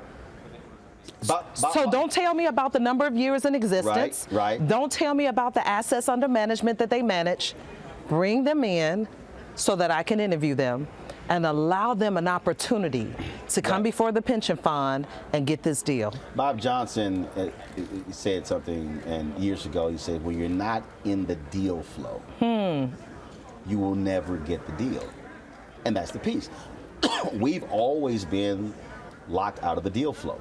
And this is, and the thing the leverage point that I have been yelling, kicking, and screaming for years is, folks, it's taxpayer funds. Oh, it is. So when you're talking about majority black and brown cities, I said now it changed the whole conversation, because see, and they don't want us to deal with that, and so this is why. For the audience, because I get some audience members who think, well, yeah, only this person. I said, no, you don't understand. If you now expand the pool of asset management, now you're expanding who those companies invest with. Now, and you also holding those black and minority firms saying, no, y'all don't try to play the same game as the white firms, where you want to exclude us as well. So now all of a sudden, if you're investing in black and brown companies, now all of a sudden we know who they are hiring. That's how capacity is built. But that really is it's not understanding this financial system, because they keep, again, which Coretta Scott King said this. She said they killed my Martin when we started talking about the money. That was the peak. The piece. When MLK started talking about the money. See, I've always said this. They got no problem. Truth be told, you can hear all this defund the police crap. They have no problem with us talking about mass incarceration. They're perfectly fine with us protesting policing. They're perfectly cool with us protesting voter suppression. But when we start dealing with the money, that changes the conversation. And that's the conversation that they have always been afraid of, and we never had first, second, or third. But this is also why it is so important to elect people like us. Right. So when I say like us, what do I mean? Yeah, and first of all, that doesn't mean black. Okay. It's called having a consciousness. Because there are some black people who are also, like you said, who on boards of directors, who are all about them. Oh, no, I got you. Okay. Electing people like us. in this role as treasurer, everyone is saying, we've never seen this before, right? People ask about diversity, equity, and inclusion, but no. We know what this treasurer is going to talk about. The DEI, I hate most DEI stuff anyway, because the old... Roland, you just something else. I do, because look, anybody, first of all, read Ellis Coles' book, The Rage of a Privileged Class. Okay, Coles, C-O-S-C. Got it. That book was about the group of black corporate executives who came about in the 70s, 80s, and early 90s, who all hit the glass ceiling. The DEI position today is the old VP Community Affairs. See, the VP Community Affairs that was the Negro position. So whoever was the VP Community Affairs in nearly every corporation, that was an African American. I see where you're going with this. So what they did was, then it shifted, okay? Then it shifted to, then they started putting black folks in the HR position, even though most HR people don't actually hire. They process paper. Roland? They don't hire. Roland. They're not the hiring manager. They're not, because, look, I have an HR person. I understand. I understand. She processed. I understand. See, come on, Roland. So the new position are the DEI positions, which is why I keep telling the black people who keep getting these DEI jobs, what is your P&L responsibility? What is your budget? Or do you only have a secretary or an assistant and no budget? How much are you in control over? Here's the key to that. Who's the sponsor of the DE&I department? Let me say this. Do you report directly to the CEO? That's where because DE&I can be effective. Right. But my question is, who is the sponsor? So that means going back to like the pension funds, when I have the asset managers coming before me and we talk about DE&I, and my question is to the owner, and by the way, because these are owners of the firm. Yeah. Oh, when it comes to money, the owners will show up. Okay. So the owners of the firms, they're coming before us, and my question to them is, what is your role in DE&I? And what I'm looking for is that you are the sponsor as the owner of this program. That's where you got to get it at. But where I was also going early, I want to say this, and I don't want to miss this before we close. $69 trillion in the financial services industry. Minority and women own about 1.3% of that. Yes. Now you take that. I said minority and women. Right. So now, if you pull the women out, it's so minuscule. It's no higher than 0.5. Minuscule. Of 69 trillion. 69 trillion. So here's what I say. And I'm going to do my role and deal with what we have today, okay? But what I also have to do is change that makeup. Okay? Yes. And so what I want to do is attract young black and brown men and women to this industry that, by the way, they're not taught in school. Oh my gosh, it breaks my heart. They're not taught in school. Okay, hold on. First of all, that's not what school's for. Roland. No, that's to get a sheet of paper. Roland. So you're not going to actually learn it there. I mean, I don't care what. Roland. Look, what you learn in media, that's going to last you about 2 days. Because when you walk into my office, what they taught you, it's going to be a wake-up call. Which is why, again, it's the deal flow. If you are not in the professional organizations, if you're not having the internships, if you're not interacting, doing these things as freshmen, sophomore, juniors, and seniors, yes, you're walking out with a business degree, with a finance degree, but you can't get a job. So let's talk about that. Okay, so I spoke about the amount of money in the financial service industry. I also spoke about leveraging my role to introduce black and brown youth to this industry. So let me tell you what I've done. First time ever, and I would encourage any elected official that has any type of influence with pension funds to do this. First time ever, what I did was say, okay, all these asset managers that has come before all 4 of the pension funds, guess what we're going to do? I'm going to bring the diverse candidates to you. I am going to have an open forum. What you're saying is, I don't want to hear we can't find them. I got you. Because they do tell me that, by the way. Yeah. Okay. So this is what I'm going to do. You're like, okay, that's cool. I got them. So now I'm going to bring them to you.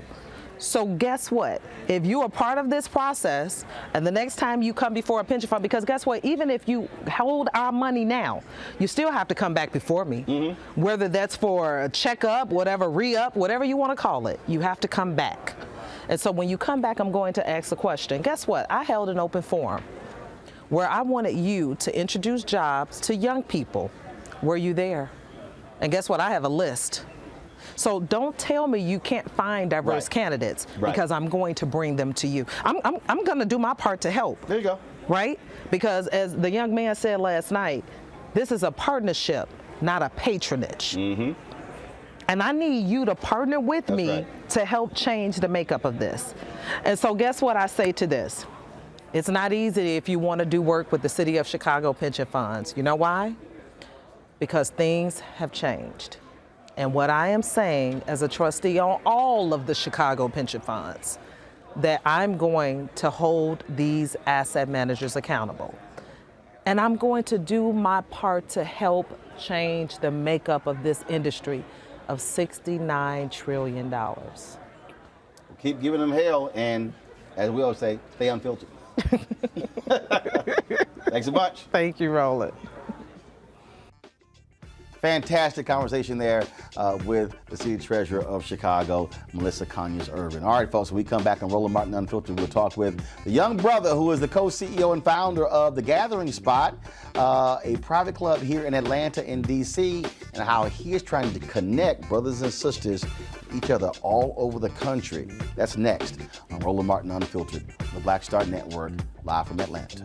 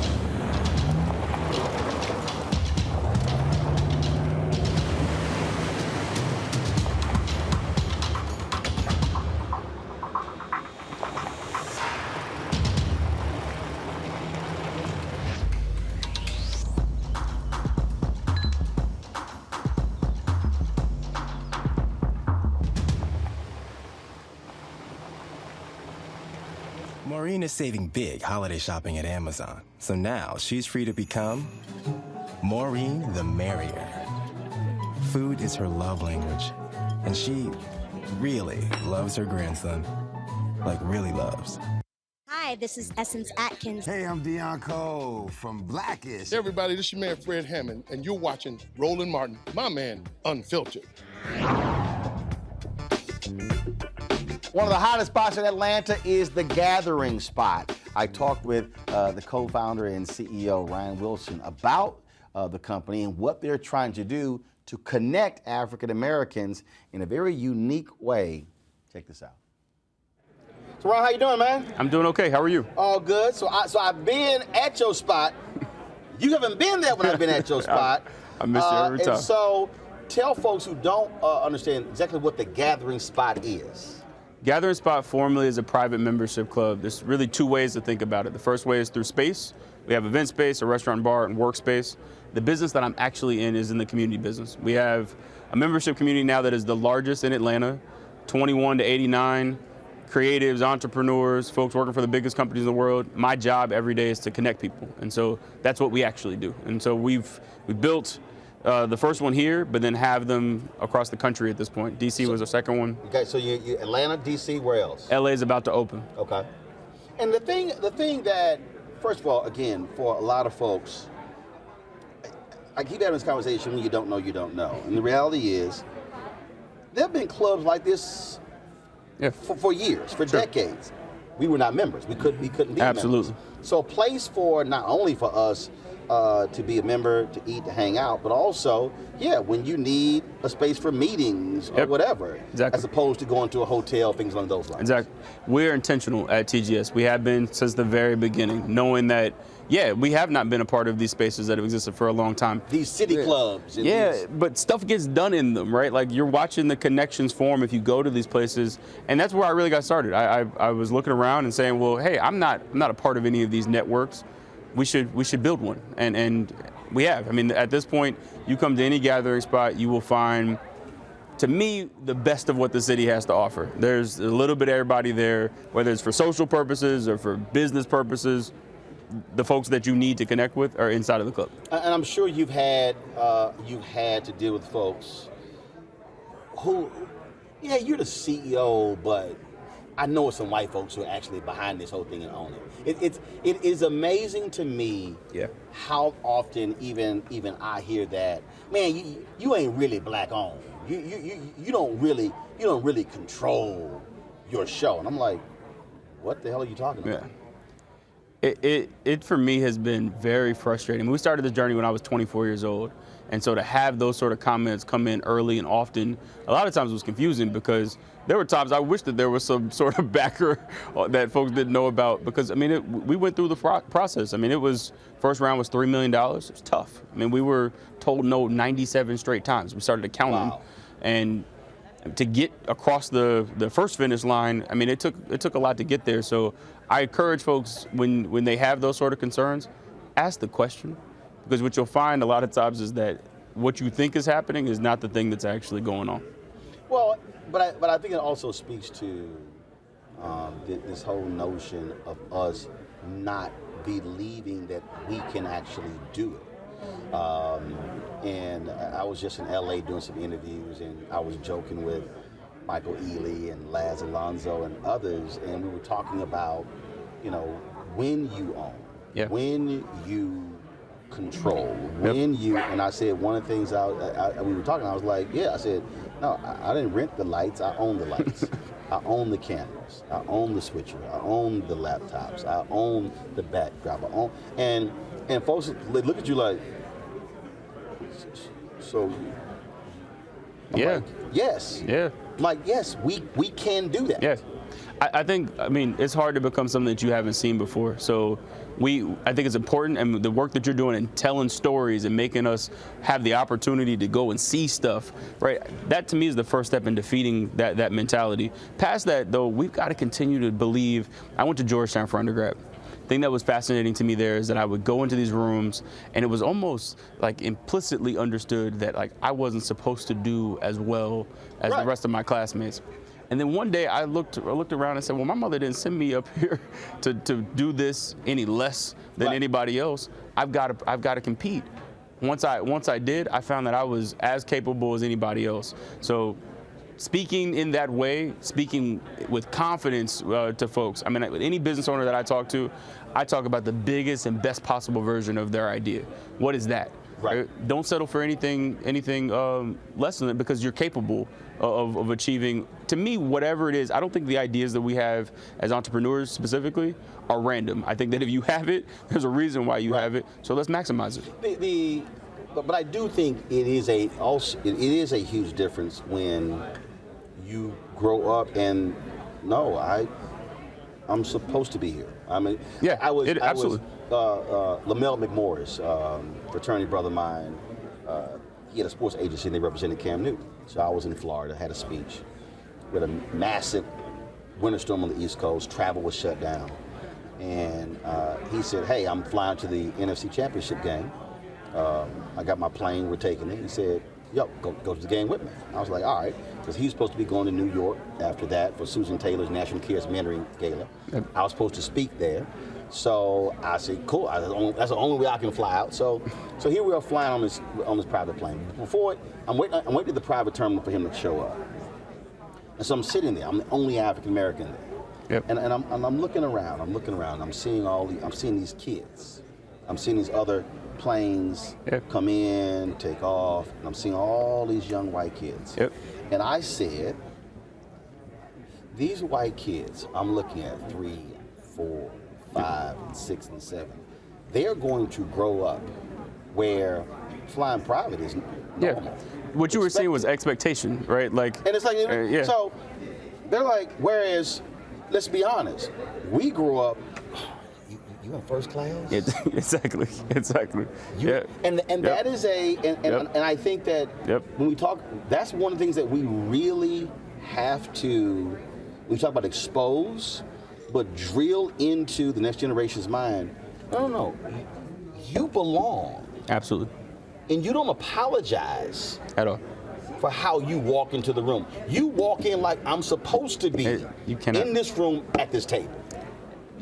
We have to tell particularly younger people that every single setting that they're in, they can absolutely compete, right? Again, what I witnessed my peers have was confidence. It was an expectation of what was supposed to happen. Someone said, I wish I had the confidence of a mediocre white man. Yeah, no, and that is a super. I mean, it's actually concerning sometimes when you're in some of these settings and you're like, you. Really, right? Like, once our kids see it, they can absolutely start to understand that, like, I can get in the game, right? Yeah. And the examples of that are in the things that we talk about all the time. When there is line of sight to a goal, we over-index and are at the top of whatever those industries are. We just have to continue to make sure that there are direct lines that our community can see. You're in 2 cities, you're going to a third one. 5 years from now, what do you want the gathering spot to look like? So again, we're in the community business, and we have communities in 5 other cities right now: New York, Chicago, Houston, Charlotte, and Detroit. And for me, we'll eventually build physical locations in all of those places, but we'll continue the work. I mean, TGS at this point is as much an advocacy organization as it is anything else. And I continue to be impressed by just the connections that are being formed in the club. At scale, I think that becomes really powerful. Certainly from a black-owned business standpoint. We're going to start to watch businesses start in one location and be able to scale because of the power of the network, because of the collective. So we're going to keep going. I'm going to keep building physical spots so that we can gather, but I'm going to keep, more importantly, bringing people together, which is what I'm excited about. All right, well, man, look, good luck with it. I appreciate you. The space in Atlanta is fantastic. Like I said, we did the show from there the night Pastor Raphael Warnock and John Ossoff won the runoff here in Georgia, and so it was good to see folks. It was good to hang out. Absolutely. And look forward to going back. Absolutely. We'll see you at the next one. All right, appreciate it. Thanks so much. All right, folks, when we come back on Roland Martin Unfiltered, I moderated a panel here at the 8th Annual Hope Global Forum about what should be done in the C-suite to ensure diversity. It's a conversation that was full of fire and funk. That is next on Roland Martin Unfiltered on the Black Star Network.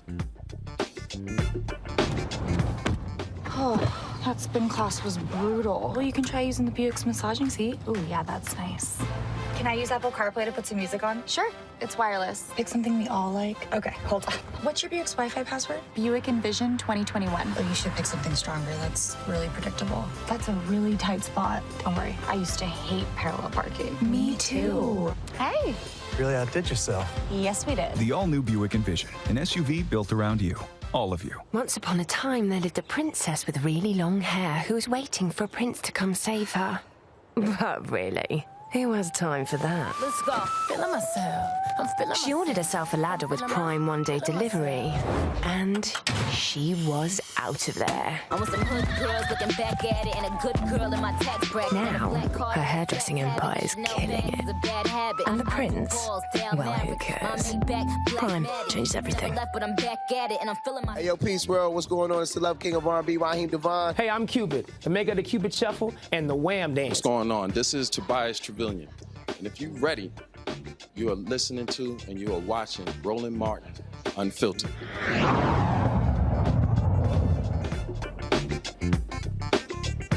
When it comes to corporate America, a lot of power is held in the C-suite, where a few African Americans are. This week at the 8th Annual Hope Global Forum, I sat down with Chris Womack, who is the CEO of Georgia Power, as well as Don Cravens with the National Urban League, and we talked about what must be done to advance equity, power and inclusion in C-suites. All right, so glad we're here. We're going to have a great conversation. They have given us, hey, y'all got to change the clock. Y'all only got 7 minutes. About please wrap up. Damn, we just sat down. Like grand opening, grand closing. All right. Hello and goodbye. Yeah, let's get right to it.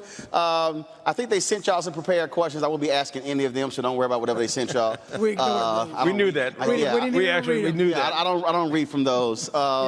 We talk about the power of the C-suite, and one of the issues that I have is that you have numerous folks. You've had generations fighting for African Americans to be on boards, to be CEOs, to be executives, to be in senior leaders. But we're still dealing with some of our folk who are only benefiting themselves and not the collective. Right, right.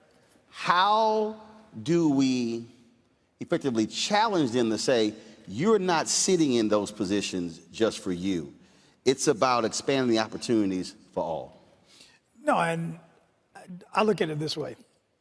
Here at Georgia Power, part of Southern Company, the responsibility is we've got a bunch of stakeholders, and they're all bigger than me, bigger than individuals, whether it's customers, whether it's employees, whether it's investors, but also there's a community out there that is looking for us to provide value and benefit to them as well. And so I think if you look at it the right way, you're going to say, this is not just about me, but this is, I've got a platform to do something to help somebody, to help a community. How do I use my creativity? How I use this company to make investments, to leverage, to collaborate, to help make people's lives better. And I saw David Thomas was just here from Morehouse, and so a year or so ago, we made a commitment of $50 million to historically black colleges and universities, coming out of a conversation that I had with one of our board members, a guy named David Grain, who had facilitated a conversation in Silicon Valley about the lack of diversity in Silicon Valley.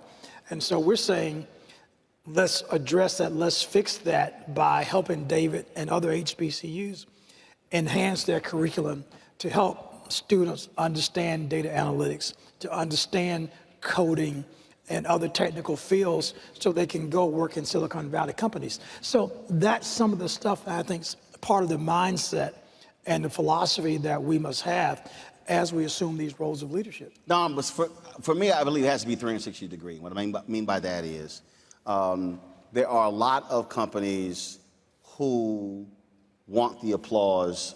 So, oh, we have the scholarships, or we fund this initiative with the Urban League or the NAACP. Whereas I'm saying, no. I want to know, what is your spending on black-owned media, black law firms, black engineering firms, black accounting firms, black publicists, black transportation companies. You're using car service, black catering companies, black event planners, black audio sound. It has to be a much broader conversation, because we are long past being happy to see an African American in the C-suite. No, how are you delivering in a 360-degree way? Well, Brother Martin, I said this at the Urban League just after the murder of George Floyd. What we have seen is that many corporate citizens had an inflection point. Some of them are people who have given money to the Urban League and organizations like the Urban League for generations. And to those people, we've said, thank you, we will continue to do the good work. Some, it was an awakening for them. And all of a sudden, they came to us and said, we want to do more to help the Urban League. What I've said to those companies is, I hope that it's not a flash in the pan, a one-time giving. I hope that it is the end to corporate philanthropic redlining, because that's what it has been. Organizations like the Urban League and others, we've been trying to do this work for many, many years. We have been asking for diversity on the C-suite level for many, many years, and some of that has been met with no, and just pure racism and get out of our face. Some of it has been met with, well, here's some money, go do something good in your community. But we're not going to tell you how many blacks we have on staff. We're not going to tell you how many black businesses we do business with. And what we are saying to them, what I am saying to them is, one without the other is not good enough. It's how we've gotten to this point in our nation's history. To your point, we can't just count on black folks to fix black folks' problems. And that's what this philanthropy in some regards, and look, I appreciate the corporate giving that we get from many of our corporate partners, and Georgia Power supports our urban leagues here. We're gonna do what we can with the resources we can, but we need more resources, and we need to know that the people in those companies look like us, sound like us. And you asked the question to Brother Womack, and I wanna answer it. I served some time in corporate America. You brought up, Brother Martin, about the some of us in corporate America don't look out for some of us. And you're very correct about that. What I'll say about that is corporate America even has a culture that does breed this feeling as an African American, it's gotta be just me. Right. And then what I have experienced in corporate America, and I'll just say it, is people who look like us were sometimes the people who I had to look out for. Because I can tell you in the conversations that we've had when it comes to getting advertising, the first person in some conversations go, Roland, you're controversial, is the black folks. I'm like, I need you to shut the hell up. Because y'all ain't got a problem spending money on MSNBC and Fox News. Are you calling them controversial?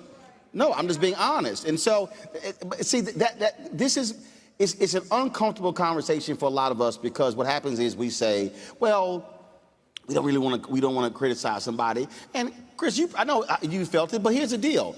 If I'm in your position, you should be saying, no, challenge me to do what's right. Don't just sit here and say, well, I don't want to see nothing about the, look, I had a lot of people, Obama got mad at me when he was the president. Yeah. And I told him and his people, I said, y'all thought I was joking before the election, huh? I said, no, there's a return on investment. And if you want somebody to carry your water, there's going to be some expectation when you get in to use your power for good. I said, now, if I criticize the previous 43, you damn right, I'm going to criticize 44. Now, I ignored 45, but I'm going to jam up 46. But that really has to be our position. No, and it does, and you have to hold us accountable. Yeah, we got to hold ourselves accountable. I mean, I've got to make sure that I'm saying when I move on from where I am, I'm helping other people grow and develop. I'm making sure that I identify opportunities for black folks to do business for the company. And yeah, I've got to make sure I do that. And you and others have got to say, well, Mac, what have you done? And yeah, I feel good about what we have done, but I got to continue to do more. Roland, let's put the blame where it belongs, not on the one or two brothers and sisters who were the lucky ones.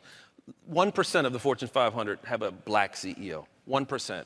We are 13% of the population is 2021. We've had an African-American president, but yet we still can't run the titans of this country. We are expected to participate as Americans. We are told all the time, pull yourselves up by the bootstraps, black folks. And yet when you look at the participation on the C-suite, the boards of directors of these companies are in the positions of CEO, those doors have been closed to us, and they're not opening. If you look at the bench, who becomes the CEO typically at a company? It's the person who runs the profits and losses, the CFOs, the chief operating officers. If you look at those positions, gentlemen, those positions are largely white men. They're not women. We do the human resources. We're hired to do diversity, equity, inclusion. By and large, those are not the positions that rise to become CEOs of the company. So if you even look at the benches that these companies are creating, we're not even on the bench, Roland. But this is also, again, you're absolutely right in terms of where you place it. But I'm still going to challenge even our own when they do get in positions of power, because remember when Bryant Gumbel interviewed Mike Tomlin about the lack of black head coaches, and Mike Tomlin was commenting, and so Shannon Sharp blasted Mike Tomlin saying, wait a minute, Mike, you've been an NFL head coach for 14 years and you've never hired a black coordinator. So it's also when you do get in, how do you open the door to say, no, I'm gonna create my own coaching tree, my own executive tree, and that's also sort of how I think how we have to challenge folks that when you get in, are you expanding the opportunities? Agreed. Identifying the people, because to your point, look, you're not gonna be there forever, but you wanna be able to have a coaching tree or an executive tree that comes behind you. No, absolutely, and we get in the position, I can't not say, okay, well, I can't talk about diversity. I can't talk about race issues. I got to still be the champion. I mean, I've got to be the one leading the charge and making sure that I'm developing the bench, making sure that whether it's the finance organization, the operations, it is full of people of color, of diverse people in all parts of the business. So there is a succession plan, succession tree available to fill this seat. And so, man, that's what we have to do. I mean, everybody's got to hold us accountable, our employees, our community. If we do that, we'll get there. I mean, there are a lot of good conversations that are taking place today. And I do think we have an opportunity to do things that we've never done before and to really make some changes that otherwise would not have happened. But we got to hold ourselves accountable. We got to stay to it. It's a long journey, and we got to stay committed, and I think we can get it done. John, you mentioned George Floyd, and there were a lot of people, there are a lot of companies, some here, that made announcements, that made pronouncements, that issued press releases, that people applauded. I've said to folk, I'm not giving you credit for a press release. And you shouldn't. I'm going to give you credit when you deliver on what you put in the press release. And so that's also, I think, what has to happen. And I know, I'm sure our frat brother Mark was a little uncomfortable. I had him on the show, and I talked about Pepsi. And I'm not picking on Pepsi. I'm just using an example because I think we also have to be thinking differently when we're having these conversations. So Pepsi has a 10-year, 5-year commitment with the International Urban League to stand up black businesses. Fully support, $10 million. They have an initiative where they want to drive $100 million over 5 years to black-owned restaurants. But Pepsi spends about $3 billion a year on marketing. If Pepsi committed 5% of its marketing dollars to black-owned media, that would be $150 million a year, $750 million over 5 years. $10 million to the Urban League over 5 years, $100 million they want to drive in receipts to black-owned restaurants, but $750 million could go to black-owned businesses over a 5-year period. That's the number. And I think we have to be making a level of demands of companies that are different. And that's why I'm saying we have to be far more specific in that we appreciate the support of civil rights organizations, but the real flow of resources is when it comes to the companies, and that's the demand, and we must be that specific with every single company, whether you're Wells Fargo, whether you're Bank of America, whether you're Citi, whether you are in whatever industry, because, again, philanthropic support is one thing, but standing up and supporting and investing in black-owned and minority business is a completely different thing. Absolutely. But and Roland, you make an excellent point. After May 25th, George Floyd's death, and I think it was the BET Awards. If you go back and look at some of the ads and it was some great... Oh, no. Do you need them? Because I wrote them all down. Okay, but it was... Because I posted on Instagram every single one of them. Go ahead. It was some phenomenal creative work that was done. Y'all think I'm lying. Keep going. And so I do think, and whether it's press releases or whether it was wonderful creative, we got to hold ourselves accountable for what did we do after that. I mean... No. I want you to put a pin in that, because here's the deal. Because, see, again, this is where the game comes in. They hired black and minority creatives to produce the spots and paid them. What I said is, no. But are you also running ads on black-owned media? So what happens is they want us to be happy. No, but we hire some black creatives. I'm saying, no. We want that pot and that pot. And that's one of the conversations I know that we have internal. What are we doing today? I mean, not just what we did in June or July of 2020, but are we still on this journey? What progress, what advancements, what causes are we continuing to invest in that we talked about back in May and June of 2020? And I think that's something we got to all hold ourselves accountable to as companies. Roland, See, Don, this is business. We're not talking a handout conversation. No, that's right. We're saying there are actual businesses, and I need people to understand when we talk about businesses, specifically African-American. Prior to COVID, there were 2.6 million black-owned businesses in America. 2.5 million had one employee, doing an average revenue of $54,000. That's right. So the problem is we really only have 100,000 black-owned businesses. Right, that have employees, that have capacity to really... They have more than one employee. That's right. So you can't even break down how many of them have 2 or 3. Right. When I launched my show 3 years ago, the day I launched, I was in the top 5 percentile of black-owned businesses and employees. So going from launching the business, going from that to $3 million a year, 3 years later, I am actually doing better than 95% of all black-owned businesses in America. That's in 3 years. Right. That's crazy. So it's a capacity conversation that has to happen. And companies, when we talk about C-suites, we talk about who you're doing business with, the challenge has to be there. And then we talk about whole accountability. No. What is it this year? What is it next year? Yeah. Then what's the benchmark the following year? As opposed to, hey, we got a diversity award of being a great place for minorities to work. That's right. But we can't live on accolades, okay? Because we can't deposit awards. And so that's my thing. I mean, yeah, give me an award, I'll take a photo with it, but I can't stand on that. I ain't never deposited a selfie. Okay, no, so we can't live on accolades. And so all the work we're doing, one of the things we're going to do is end of the year, we're going to do what I call a transformation report that will highlight everything that we're doing. Now we'll benchmark ourselves against other companies to say, okay, am I good, bad, or indifferent, and where's it I can get better? And I'm going to do that every year. Every year we're going to do a transformation. We're going to grade ourselves. That's right. And I'm going to have somebody come in and audit to say, how well are we doing? But I think that's the way we get better. That's right. But Roland, you're making the case for this panel. The reason why things are the way they are is because we don't have people who grew up like we did, know people that we know, go to church where we go, know that black businesses are very small businesses. And so if those people don't work in the businesses, they don't sit in the C-suite, they don't have a chairman and CEO like this gentleman, they just don't know. So a lot of that conversation, that frustration that I hear in your voice, we feel it, we live it, is that PTSD of being a black American. Until we diversified the C-suite, we're really speaking in a vacuum. And so that is the reason for this panel today is, you're right, you bring up, we can have both. We can have philanthropic, but we need supplier diversity.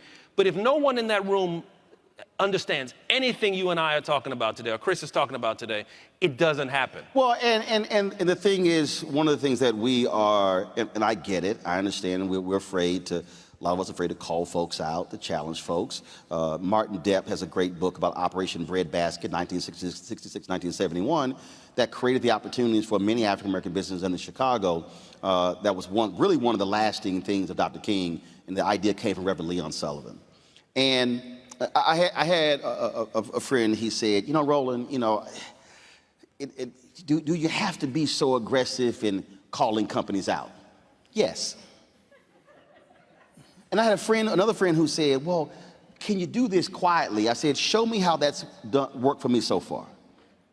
See, at some point, you have to get some people's attention by alerting their customer base who's not doing business with us. And if anybody say that's not me, all you should do is go to April 3rd, 1968 and listen to Dr. King's speech from Mason Temple in Memphis, where he specifically said in the speech, Jesse, what do you call it? Redistribute the pain. And what has to happen is, and I'm not saying this requires launching massive boycotts of companies. I'm saying we can knock 1, 2, or 3 points off your market share, and some folks probably will then lose their job. Because at some point, and see, I'm not, and I get that things take time. Here's the deal. I'm not interested in waiting. I'm 52, okay? We don't know how long we all got. I'm not interested in a 30-year conversation. Yeah. No, I want to know, change it in 3, 2, 1. Capacity is here, opportunity is here. You got to have folks who are simply willing to do it. And I think we're just going to be a lot more aggressive in making that demand. Yeah. No, you do, and make the ask. Don't be afraid to make the ask. I mean, don't be afraid to have the conversation. And not the small ask. And not the small ask. I mean, the big ask. Yeah. Okay. I mean, maybe say the big ass. Yes. You said the big ass. No, I didn't want to say that because we're being recorded. But you almost said the big ass. No, I said it. Go ahead. No, because I have no problem asking for all of the money. But make the ask and engage in the dialogue. I do think, and I understand exactly what you're saying. I do think companies now are, in fact, more sensitive than they ever have been to these issues. Yes, we got to keep the conversations going. We got to make the ask. We got to follow up to see what has been done. Apply pressure when necessary. Apply pressure when necessary. Absolutely. I mean, because, yeah, I do think things are different now.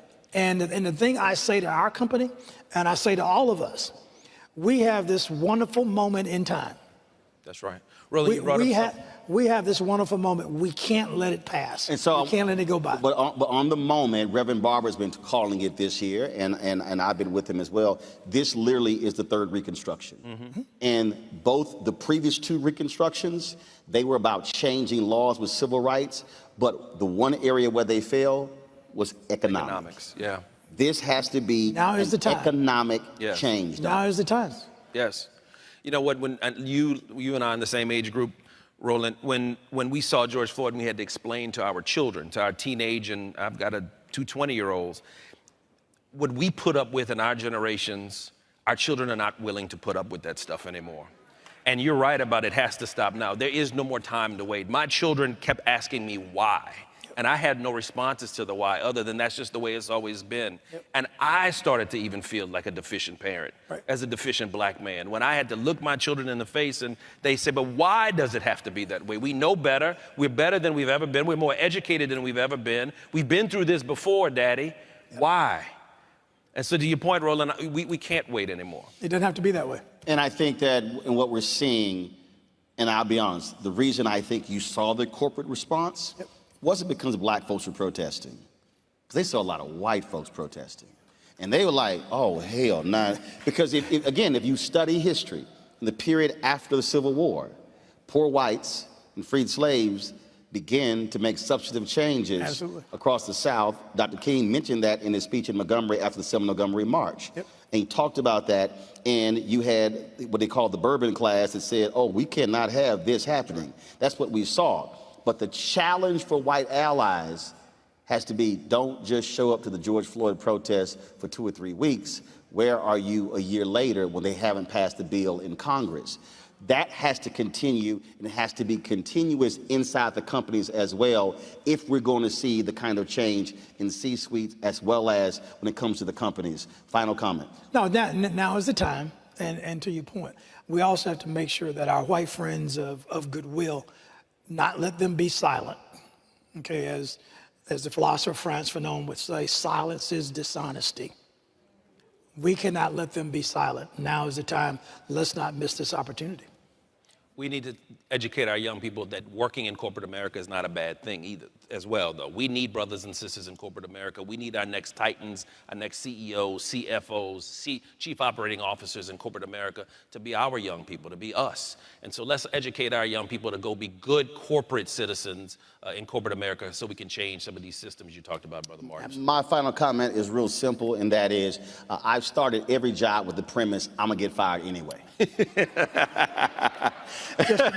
Just a matter of time. So you can be the model employee who shows up work early, who stays late, and then when you get laid off, now you at home and you mad as hell. Because you like, damn it, I did everything right, and I don't have a job. Whereas me, I'm going to say what the hell I need to say while I'm there, and if y'all get rid of me, I'm at home going, hell, I said everything I need to say while I was there. There's some people who are parking lot militants, and there's some people who use their voice on the inside of the company. Yes. I dare say, and we all have different styles, but it's very simple. If you are in a company and you have left no footprints or no fingerprints, you have wasted a career. No question. This is the opportunity for us to literally redefine America in the image that it should be, because we are not going back to the country that we used to be. That's right. It's not happening. It's simply not. It's not gonna happen. And so either we make the shift now and we change what is happening, or we're going to have a bigger problem in the future. And that means supporting and investing in, yes, those companies, folks with black-owned media who are willing to tell a story, and also stop using the buzzwords that we all know, who you're afraid of, who's not the right type of person, because the reality is you sometimes need that strong voice that doesn't give a damn, who's willing to change the system. Boo, I see you waving in the back. We good. Thank you very much. We are out of time. Hope y'all enjoyed this conversation. Thank you. She's the CEO of top PR companies. When we come back on Roland Martin Unfiltered on the Black Star Network, the conversation between John Hope Bryant and Lisa Osborne Ross, the CEO of Edelman PR.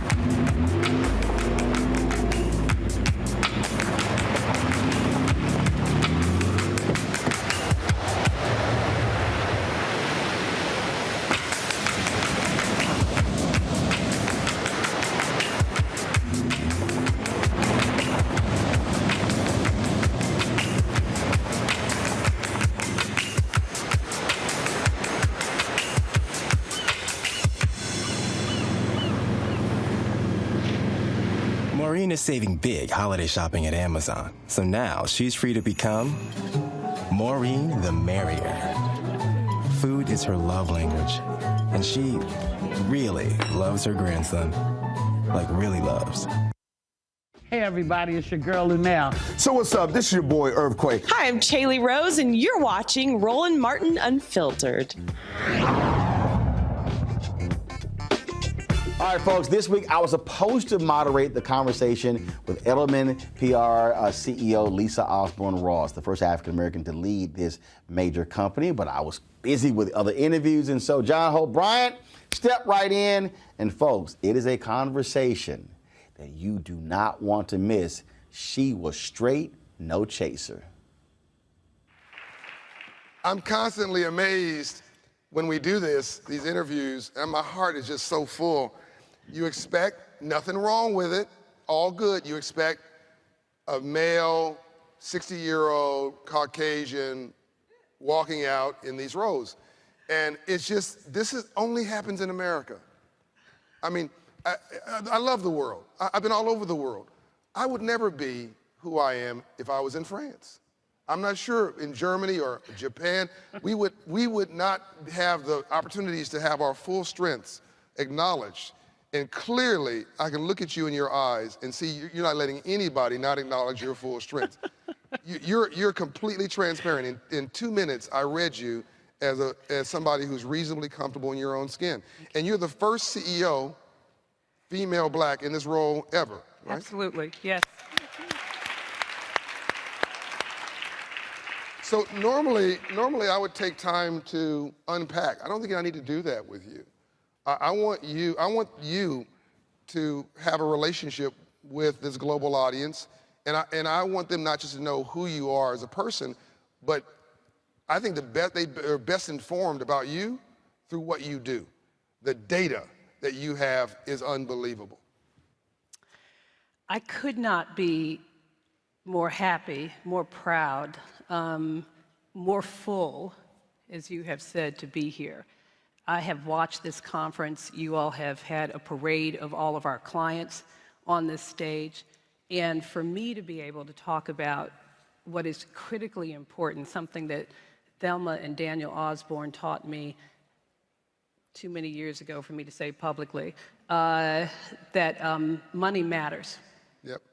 And our ability to make it, to keep it, to share it, and to pass it down is the only way that we as a people, because that's my first identity as a black woman, but we as business people, but we as a nation will ever survive, is if everybody can participate in this American dream, and that is rooted in money.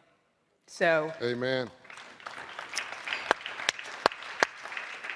I have the pleasure of working at Edelman, which is a global communications firm. And we do brands, and we believe that brands should follow their purpose. And we believe that purpose and profitability go hand in hand. And after the murder of George Floyd, our clients fell into probably 3 or 4 different categories. One, those who were already doing it and then went for it. No, hold on, wait a minute. No. See, she's so serious. She's like a corporate killer. Like, she's going right in. Like, you are no joke. I want people, before you get there, I know you got this. When I looked at you in the back, I saw your mother, I saw your father, I saw your ancestors. That reasonable comfort in your own skin, which is very rare, that self-esteem and that confidence. The confidence is clear. You're competent. That's why you're in this role. But the self-esteem, black women in this audience, white women in this audience, Asian women in this audience, they need to know, Indian women, women and people of color need to know not just what you do, but how you did it. Where does this self-esteem, just spend 2 minutes on it, where does this self-esteem come from? You know, my mother and father. Where do all good things come from? And my God. And I'm very comfortable talking about my faith as a corporate leader. You know, my parents raised us to believe that, and you talked about this earlier, not only can you, but you must do well and do good at the same time. That's right. And so I am very clear. So you talk about women in my position. When I am asked, you know, how did you get this role? What do you do? And I say, I'm not scared of money. I'm comfortable with money. Say that again. I like money. And I want everyone to have that comfort level. Yep. And for women who are in the positions that we are in, you have to be able to manage the money. You have to be able to make the money. And you have to, in a position like mine, talk to your clients about how to do the same thing. So, again, this is a gift. We weren't even, so this is gifted because you weren't even supposed to be doing my interview. Right. And we saw each other in the back and we were like, all right, let's do this. And so, but I do want to talk about this research, and I want to talk about the things that we've learned and the things that we're going to do as a result of it. Yep. So one, our clients, like everybody else, were like, what can I do? And we were like, put money into the community, advance agendas, recognize, particularly in financial institutions, that there is systemic bias and racism in financial institutions. Straight up. It just is. And I don't subscribe to unintentional bias. I just don't believe it. I think it's the way that we let people off the hook. You know exactly what you're doing when you're doing it.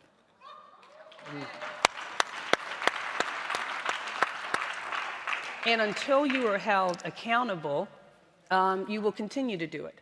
So our research found one, affirmation of a hypothesis.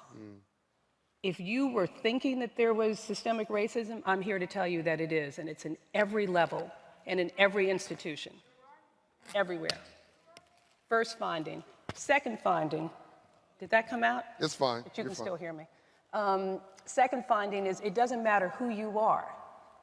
It doesn't matter if you are like our good soldier, Colin Powell, who had some money, or if you were like Cousin Tommy, who probably also has some money, but you are treated the same when you interact with the financial institution. So it doesn't matter whether you have money or not. You and your white coworker at the same time are looking at, I think I will refinance my house because the rates are so low. And then Tuesday, your white coworker's like, I'm good, I'm done. And you're like, well, damn, they haven't even called me back. And when they do talk to me, why are they asking me a series of questions that they're not asking you? And why do they keep asking me the same questions over and over again? And you going on and bought your second property, and I got more money than you do, but they still testing me and questioning me. So second finding, regardless of your income, it's an issue.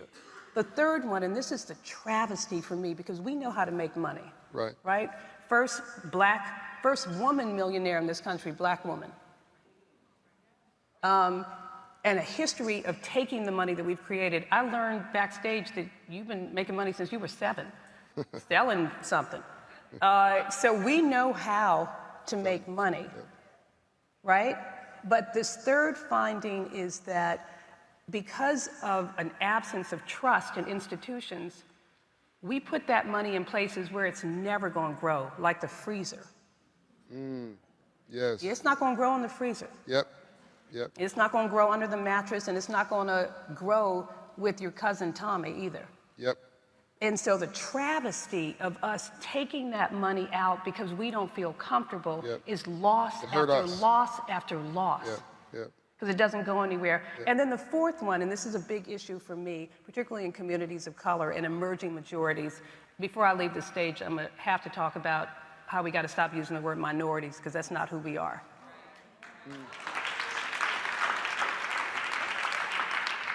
We are emerging majorities, and sit in a room and use that language and see how the conversation shifts.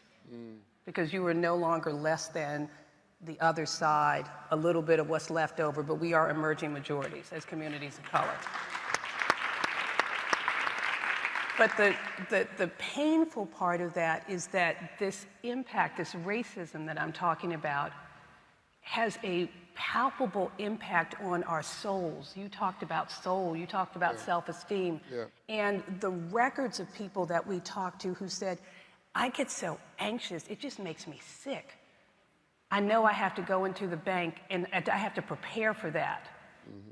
And it just makes me sick, and this was particularly acute with the Hispanic community. So in a world where we are struggling with chaos and challenges to our souls and our spirit, then you so damn scared of having a conversation that you recoil and then you go back and put your money in the freezer. It's a self-fulfilling, horrible prophecy. So I never talk about problems unless there are solutions. One, everybody that you had on this stage, make sure we all hold them accountable that the workforce has to be representative. The workforce has to be representative. Number two, in addition to making sure that the workforce is representative, weed out that bias, that unintentional, but that real systemic bias that is in everything. Three, and some of your other speakers talked about this, look differently at how we are assessing risk. Assess risk for real people, not for your imaginary perfect person, but assess risk for real people and go into it with an attitude of not, I can't, but I can if. Right. So I can if, and I've heard several of your CEOs, other CEOs talk about it. And then the last one is, as my mother would say, open your damn mouth when you see somebody. So when you walk into the bank, greet somebody. When you have an experience, treat that person like a human being. Yes, yes. So it's pretty simple. Respect me, see me, and I will give you my money. And I need you to help me grow it so I can give it and I can make a difference. So that's me. Said, you know, as you were talking, I'm thinking how much you remind me of the silent but strong spirit of Coretta Scott King. I'll take that. Yeah, she talked. She didn't have as much emotion in her voice as you have, but it was that same strength. Looked you straight in the eye. Her daughter, Bernice King, who's a friend of ours, has that same spirit today. So I commend you for speaking your truth and carrying it with you wherever you go. There's one thing you said that I want to make sure that people watching this broadcast are not fearful of, and I've said this before, I'm going to say it again. She said emerging majorities. We're not a minority. Fantastic, that's great. But I don't want my white brothers and sisters who may be 55, 60 years old, male, whatever, maybe high school education, sitting in rural someplace, watching this and seeing what she just said as a threat to them. That's wrong. There's enough room here for all of God's children. Right. I learned early to talk without, and I learned this from Ambassador Andrew Young, talk without being offensive. Right. Listen without being defensive. And always leave even your adversary with their dignity. Yes. Because if you don't, they'll spend the rest of their life trying to make you miserable. Right. It becomes personal. And very much like what you said about we responded to the pain by putting pain on ourselves, by putting oh, I'm not gonna give you my money, so we put it in the freezer. Like that's doing something. Right. Right? You're just hurting yourself. Right. Right? But conversely, I don't want my white brothers and sisters to see this beautiful, bold commitment to just our fulfillment of our somebodyness is somehow a threat to them. When we grow the economy, everybody wins. Good for everyone. Yeah. It's good for everyone. And, you know, what I say, you know, I run a company that is mostly white. You know, we're working on that. Yes. So that it is representative. I don't also use the word to diversify. Yes. The world and our companies and our stages and our actions have to be representative. Census Bureau is right out there. You know, they just shared the data, about 42%, so it should be representative. But this is not about moving people away. That's it's right. making the table bigger and That's inviting everyone to it. So I'm not trying to move you away, but I am trying to make room. Move us forward. Yeah, so that the table is representative of the real world around us. Stephanie Rule was with us yesterday, and she said, of CNBC, she said, it's about expanding the table and adding a seat. Right. So there was a city group. Or making your own table. I mean, that's the other thing. You know, go ahead and make your own table, put your own table together. Citigroup had a report during the pandemic that showed that that racism against blacks alone, in the last 20 years alone, not 200 years and not other races, just 20 years for blacks alone, cost the U.S. economy $16 trillion. And if we would just knock it off right now, just knock it off, the American economy would pick up another $1 trillion a year of GDP, which would, by the way, in 4 years pay for the stimulus from all of last year. Right. Just that one thing. And so I say in this example we're giving of people should not be afraid, if those with the worst bedside manner, racist in other words, help black people to succeed, if black people succeeded, even the racist wins. Right. Because the economy is growing for everybody. Right. And that's why we love math. We love math because it doesn't have an opinion. Right. This is the CEO of the chairman of Starbucks quote, Melody Hobson. I think that we're sitting in this moment in history, and I love that you bring not just your passion and your emotion, you bring data. Mm-hmm. What, as we wrap up, is there a piece of data that you carry around with you sort of in your virtual pocket every day that gives you hope for the future, that maybe is an indication of where we come from, but a hope for the future? Is there a data point or an inspiration point? It's actually not a data point, John. It's a picture. It's a visual. And it looks kind of like this room. When we gather, and we gather with grace, and we gather with data and information, and we gather with positive intent, we get to a good place. And so the data is critical. It is, everything we do has to be rooted in it, but what drives me, what inspires me, is when I see rooms like this, and I know we can get to a good place. And I'm so excited to be a part of it. We're so excited to have you. Ladies and gentlemen.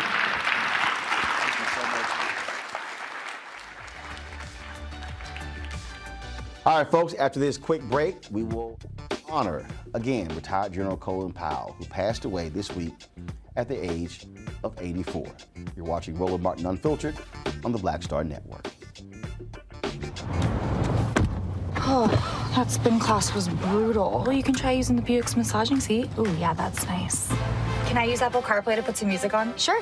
It's wireless. It's something we all like. Okay, hold on. What's your Buick's Wi-Fi password? Buick Envision 2021. Oh, you should pick something stronger. That's really predictable. That's a really tight spot. Don't worry. I used to hate parallel parking. Me too. Hey. Really outdid yourself. Yes, we did. The all-new Buick Envision, an SUV built around you. All of you.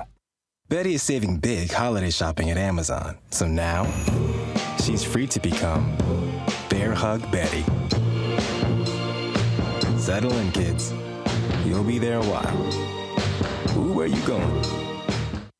Hello, everyone. It's Kiara Sheard. Hey, I'm Taj. I'm Coco. And I'm Lily. And we're SWV. What's up, y'all? It's Ryan Destiny, and you're watching Roland Martin Unfiltered. Many of us were shocked and stunned at the news of the death of retired General Colin Powell, who passed away this week at the age of 84.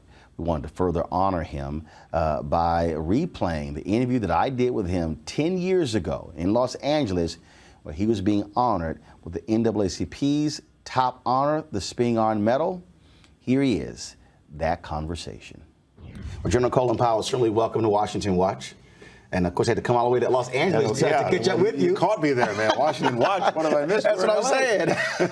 Well, same thing. We talked to Russell Simmons last week on the show. Yeah. We never could get him in D.C., but we caught up with him in L.A. So it happens. So glad to be here at the Beverly Hills SLS Hotel. Well, it's good to be with you, Roland, and congratulations on Washington Watch. Well, you know, it's been a fabulous time, and so we love to have the conversation. So let's get right into it. Okay. I definitely want to get to, obviously, the award that you're getting, the President's Award from the organization. Of course, took place on a Friday night in Los Angeles. Mm-hmm. But there's so many things happening in the world, and your experience is certainly vast in this area. So let's talk about some of that first. Libya, stunning what is happening there. Colonel Muammar Gaddafi, frankly, going after his own people. What do you make of what's taking place in Libya, and What's really the next step for this country as we watch this whole thing unfold? Well, you have to watch not only Libya, but all the others that have gone through this transition in the last couple of months, Egypt, Tunisia, and there are movements afoot in Bahrain and Yemen and other places. What you're seeing across the North African region and down through the other Arab lands is a yearning for representative government. People are saying, why are we being led by these unelected monarchs, or why are we being led by people who may have been elected at one time, but they've been there for 30 years? And so social sites and the people in these regions looking to what happened in the old Soviet Union and how democracy has spread, they want their chance. And now they're pushing back, and they're pushing back with protests and demonstrations, and unfortunately with quite a level of violence. And that's what's happened in Libya. In Libya, you have Muammar Gaddafi, who's been there forever. And I'm not sure how stable he is. And he has decided that he will fight his own people. He would kill his own people rather than try to reform or get out of the way and let other forces take over. It's too early to tell where this is going to end up. But however it resolves itself in the days and weeks ahead, Gaddafi's over. He's out. He's got to leave. His time has passed, and he ought to understand that. His son, the younger Saif, he ought to understand that. You can't stay in power by killing your people and trying to make the whole country a jail. That won't work. When you were Secretary of State, you made it perfectly clear as it relates to how the United States should be looking at the rest of the world. You have U.S. senators saying, hey, let's establish a no-fly zone over that particular country. Yet others say, wait a minute, the last thing we want is for America to step into a situation where Gaddafi could say, see, they're the ones behind all of these protests. How do you respond to those people who say, let's intervene militarily to assist those fighting for freedom in Libya? There is a danger in intervening, but there's also a danger in doing nothing. But I think before you intervene, you better have a clear understanding on whose side you're intervening, for what purpose, what is our national interest in it, other than the moral outrage of seeing people being killed, because moral outrage takes place in many places throughout the world where we don't intervene. And don't let the vividness of the images drive you to a position that isn't sensible. And you have to ask yourself this question.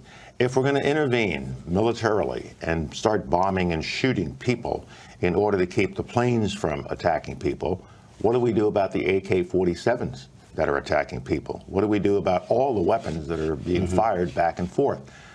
Can we just pick out a no-fly zone and say this is terrific, or are we getting ourselves involved? And so this is a difficult decision for not only the United States, but for the international community to make. I think it would be much preferable if it was a completely indigenous resolution to this crisis, that the people who are protesting and demonstrating and fighting for their rights win.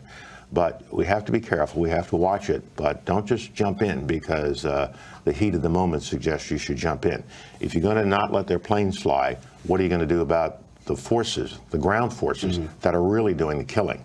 The planes don't seem to be doing that much damage compared to what's going on the ground. So what's the difference? And if you're going to go in the ground, then you got a whole new ball game, and you better think it through carefully as to where we want to go in, how would we go in, and where we come out. Right now, I think just putting pressure on Gaddafi and the regime is the way to go while you take no options off the table, to include military options. But be cautious as you decide which military options might be appropriate to bring to a higher level of consideration. On another story, a couple weeks ago, when I saw the story about Curveball basically recanting the claims about WMDs in Iraq, you were very upset with that reaction. We've seen former Secretary of Defense Donald Rumsfeld come out with his comments. What do you make of the comments that he has made as it relates to what you knew, what you didn't know, as it relates to WMDs? Well, I think Don and I I have other disagreements about the book, but on this one, we're both in the same ballpark. I didn't know that there was a person named Curveball. I didn't know that all the... So no one shared that information with you? We didn't know about a Curveball. I don't know where the name came from.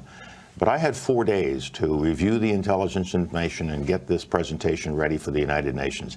And I tossed aside anything that was not presented to me by the intelligence community as multi-sourced. And on this specific item, the biological vans, which is what Curveball was the source for, I was assured repeatedly for a period of 4 days by the defense, by all of the intelligence agencies, defense and CIA, that we had 4 independent sources that could verify this, and they were even able to create pictures of what this van would look like. And so I went forward with the understanding that this was multi-sourced. It was only months later, many months later, that it started to unravel. And I heard, well, it wasn't 4 sources. It really turns out to be 1 source. And oh, by the way, we never interviewed him.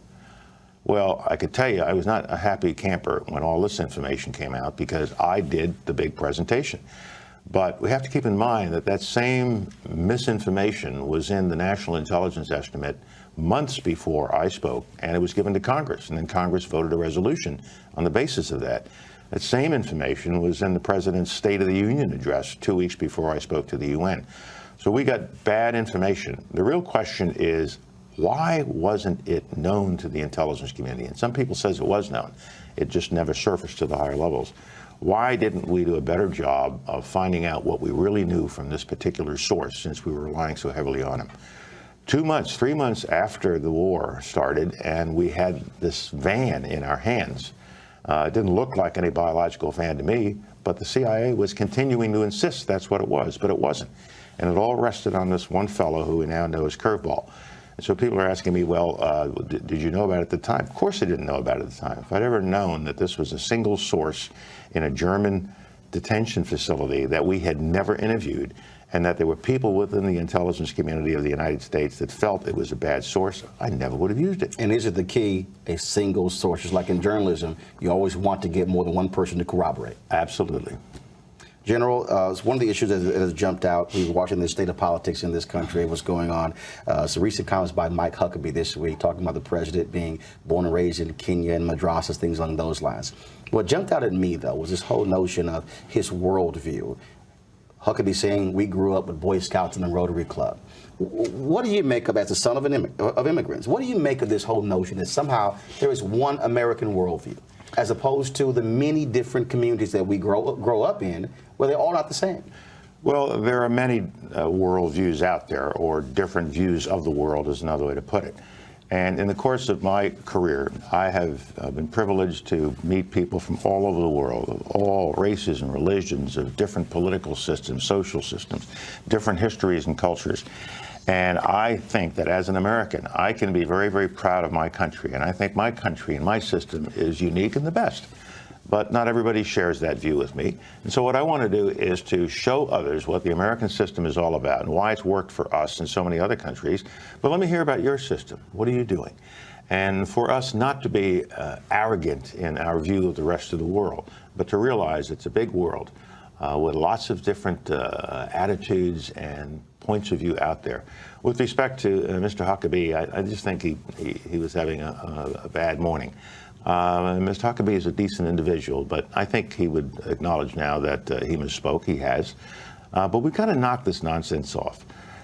Barack Hussein Obama, as I have said before, was born an American. He is an American. He's never been anything but an American. He was raised, for the most part, in, guess where? Hawaii, which is in a state. America. It's a state. And so we've kind of got to get rid of all of this nonsense about where he was born and where he was raised. And there's no question in my mind that President Obama, just as every president before him, wishes the best for the American people and is a defender of American values. That's the oath he swore when he was inaugurated. But beyond just the different views across the world, this is just another way of attacking him politically by throwing up this chaff, as we sometimes call it in the military, to confuse people. We're trying to confuse people. And to some extent, it works. There's still people claim at a high percentage that he was not born in the United States, the birthers. But most of those birthers know better. They know he was born here. They're using this birther issue as another way to attack the president politically. And what bothers me is beyond just different views around the world, even in this country. I'm African American. I grew up in Houston, Texas. And so my experience is different than that of somebody who might have grown up in Iowa or in California or in New England. Or in the Bronx. Absolutely. And so what happens is when you start hearing these phrases, what does middle America think? Well, no, I think what does Southeast Florida think? Or what is the Midwest or Southwest, other parts of the country? And so when we start saying these kind of phrases, I think it's, in many ways, it's coded language. It's coded language and is dangerous. And during the 2008 campaign, when I was making statements of support for President Obama, I made the point that there is not a good America and a bad America. Mm-hmm. There is not, small town America is good and big town America is bad. Don't tell me that I live in a bad America because I was born in Harlem and raised in the South Bronx. I had a great upbringing. And I had parents who believed in America with all their strong hearts. values. Even strong values. Tell me about it. But they were immigrants. So I am of the immigrant tradition. I come from a rather modest background. I was a black kid living in a segregated country, and all that has now changed. And so any American is a good American if that American believes in the country, believes in themselves, and is contributing to our society. And we shouldn't fractionate ourselves by north, south, east, west, rural, or urban. You're being honored by the NAACP. You talked about that childhood, talked about your life. Look, you've got tons of awards. You 4-star general. You've gotten all kinds of different things. But what does it mean for this particular organization to honor you because of its history and what it has meant to the cause of African Americans and really all Americans in making this nation a more perfect union? Well, I'm very honored to receive this award. I'm also a recipient of the Spingarn Award from the NAACP, so it means a lot to me to be recognized by this organization. I often tell people that I started out in the Army just a few years after segregation ended in our armed forces. If I'd come in 5 or 10 years earlier, I would not have had the opportunities that I got to go all the way to the top. And I worked hard for it. I had my commanders who encouraged me and trained me as I went along, but I never forget. I always point out to any audience I speak to that I stand on the shoulders of thousands of black men and women who served in combat for the armed forces of the United States, who never had the opportunities I had. And if they hadn't served and demonstrated they could do the job, I would not be where I am. And we also had organizations like the NAACP. In the darkest days of our country's history, in that post-Civil War period, in the beginning of 1909 on, it was the NAACP, among other organizations, it was the NAACP that constantly drove this case that America, if it's going to be faithful and true to its Constitution and to its Declaration of Independence, it had to change. And without that kind of pressure coming from the NAACP, we would not be where we are today. And I will always be grateful to all of those who were part of that second Civil War that the NAACP was a leader in. Well, General Colin Powell, congratulations on the NAACP Image Award, the President's Award, and look forward to chatting with you again on Washington Watch. Thank you, Roland. Thanks a bunch. I want to thank TV1 for allowing me to be able to show that interview to you folks. It was certainly an honor to talk with him then. We had many conversations and we'll see each other ever since then. And so we certainly will miss him. And of course, he's going to have a major funeral take place on November 5th at the National Cathedral, where it will certainly be standing room only, honoring the life and legacy of one of America's greatest patriots and a brother who was indeed a brother. That is retired General Colin Powell. Folks, that is it for us. We appreciate you watching, us being here in Atlanta. It's been a fantastic week. We've been here, great conversations, great interviews. We will live stream the entire conference. And so if you go to Black Star Network, you can see all 3 days of the Global Hope Forum. And so folks, check that out. Again, you don't want to miss it. Some fantastic conversations, some great folks who are here committed to black economic social justice. And so please do so. And of course, we always end the show by showing you all the folks who support us via our Bring the Funk fan club. If you want to join, what we ask is we're trying to get 20,000 folks annually to give $50, a minimum of $50 each. And so that's $4.19 a month, 13 cents a day. You can join our Bring the Funk fan club. Cash App, $RM Unfiltered. Venmo.com is /RM Unfiltered. PayPal is R Martin Unfiltered. Zelle is Roland at RolandSMartin.com. Roland at RolandMartinUnfiltered.com. And so here's our list of all of our folks who are members of the fan club. Folks, thanks a bunch. I will see you on Monday. Y'all take care. Holla!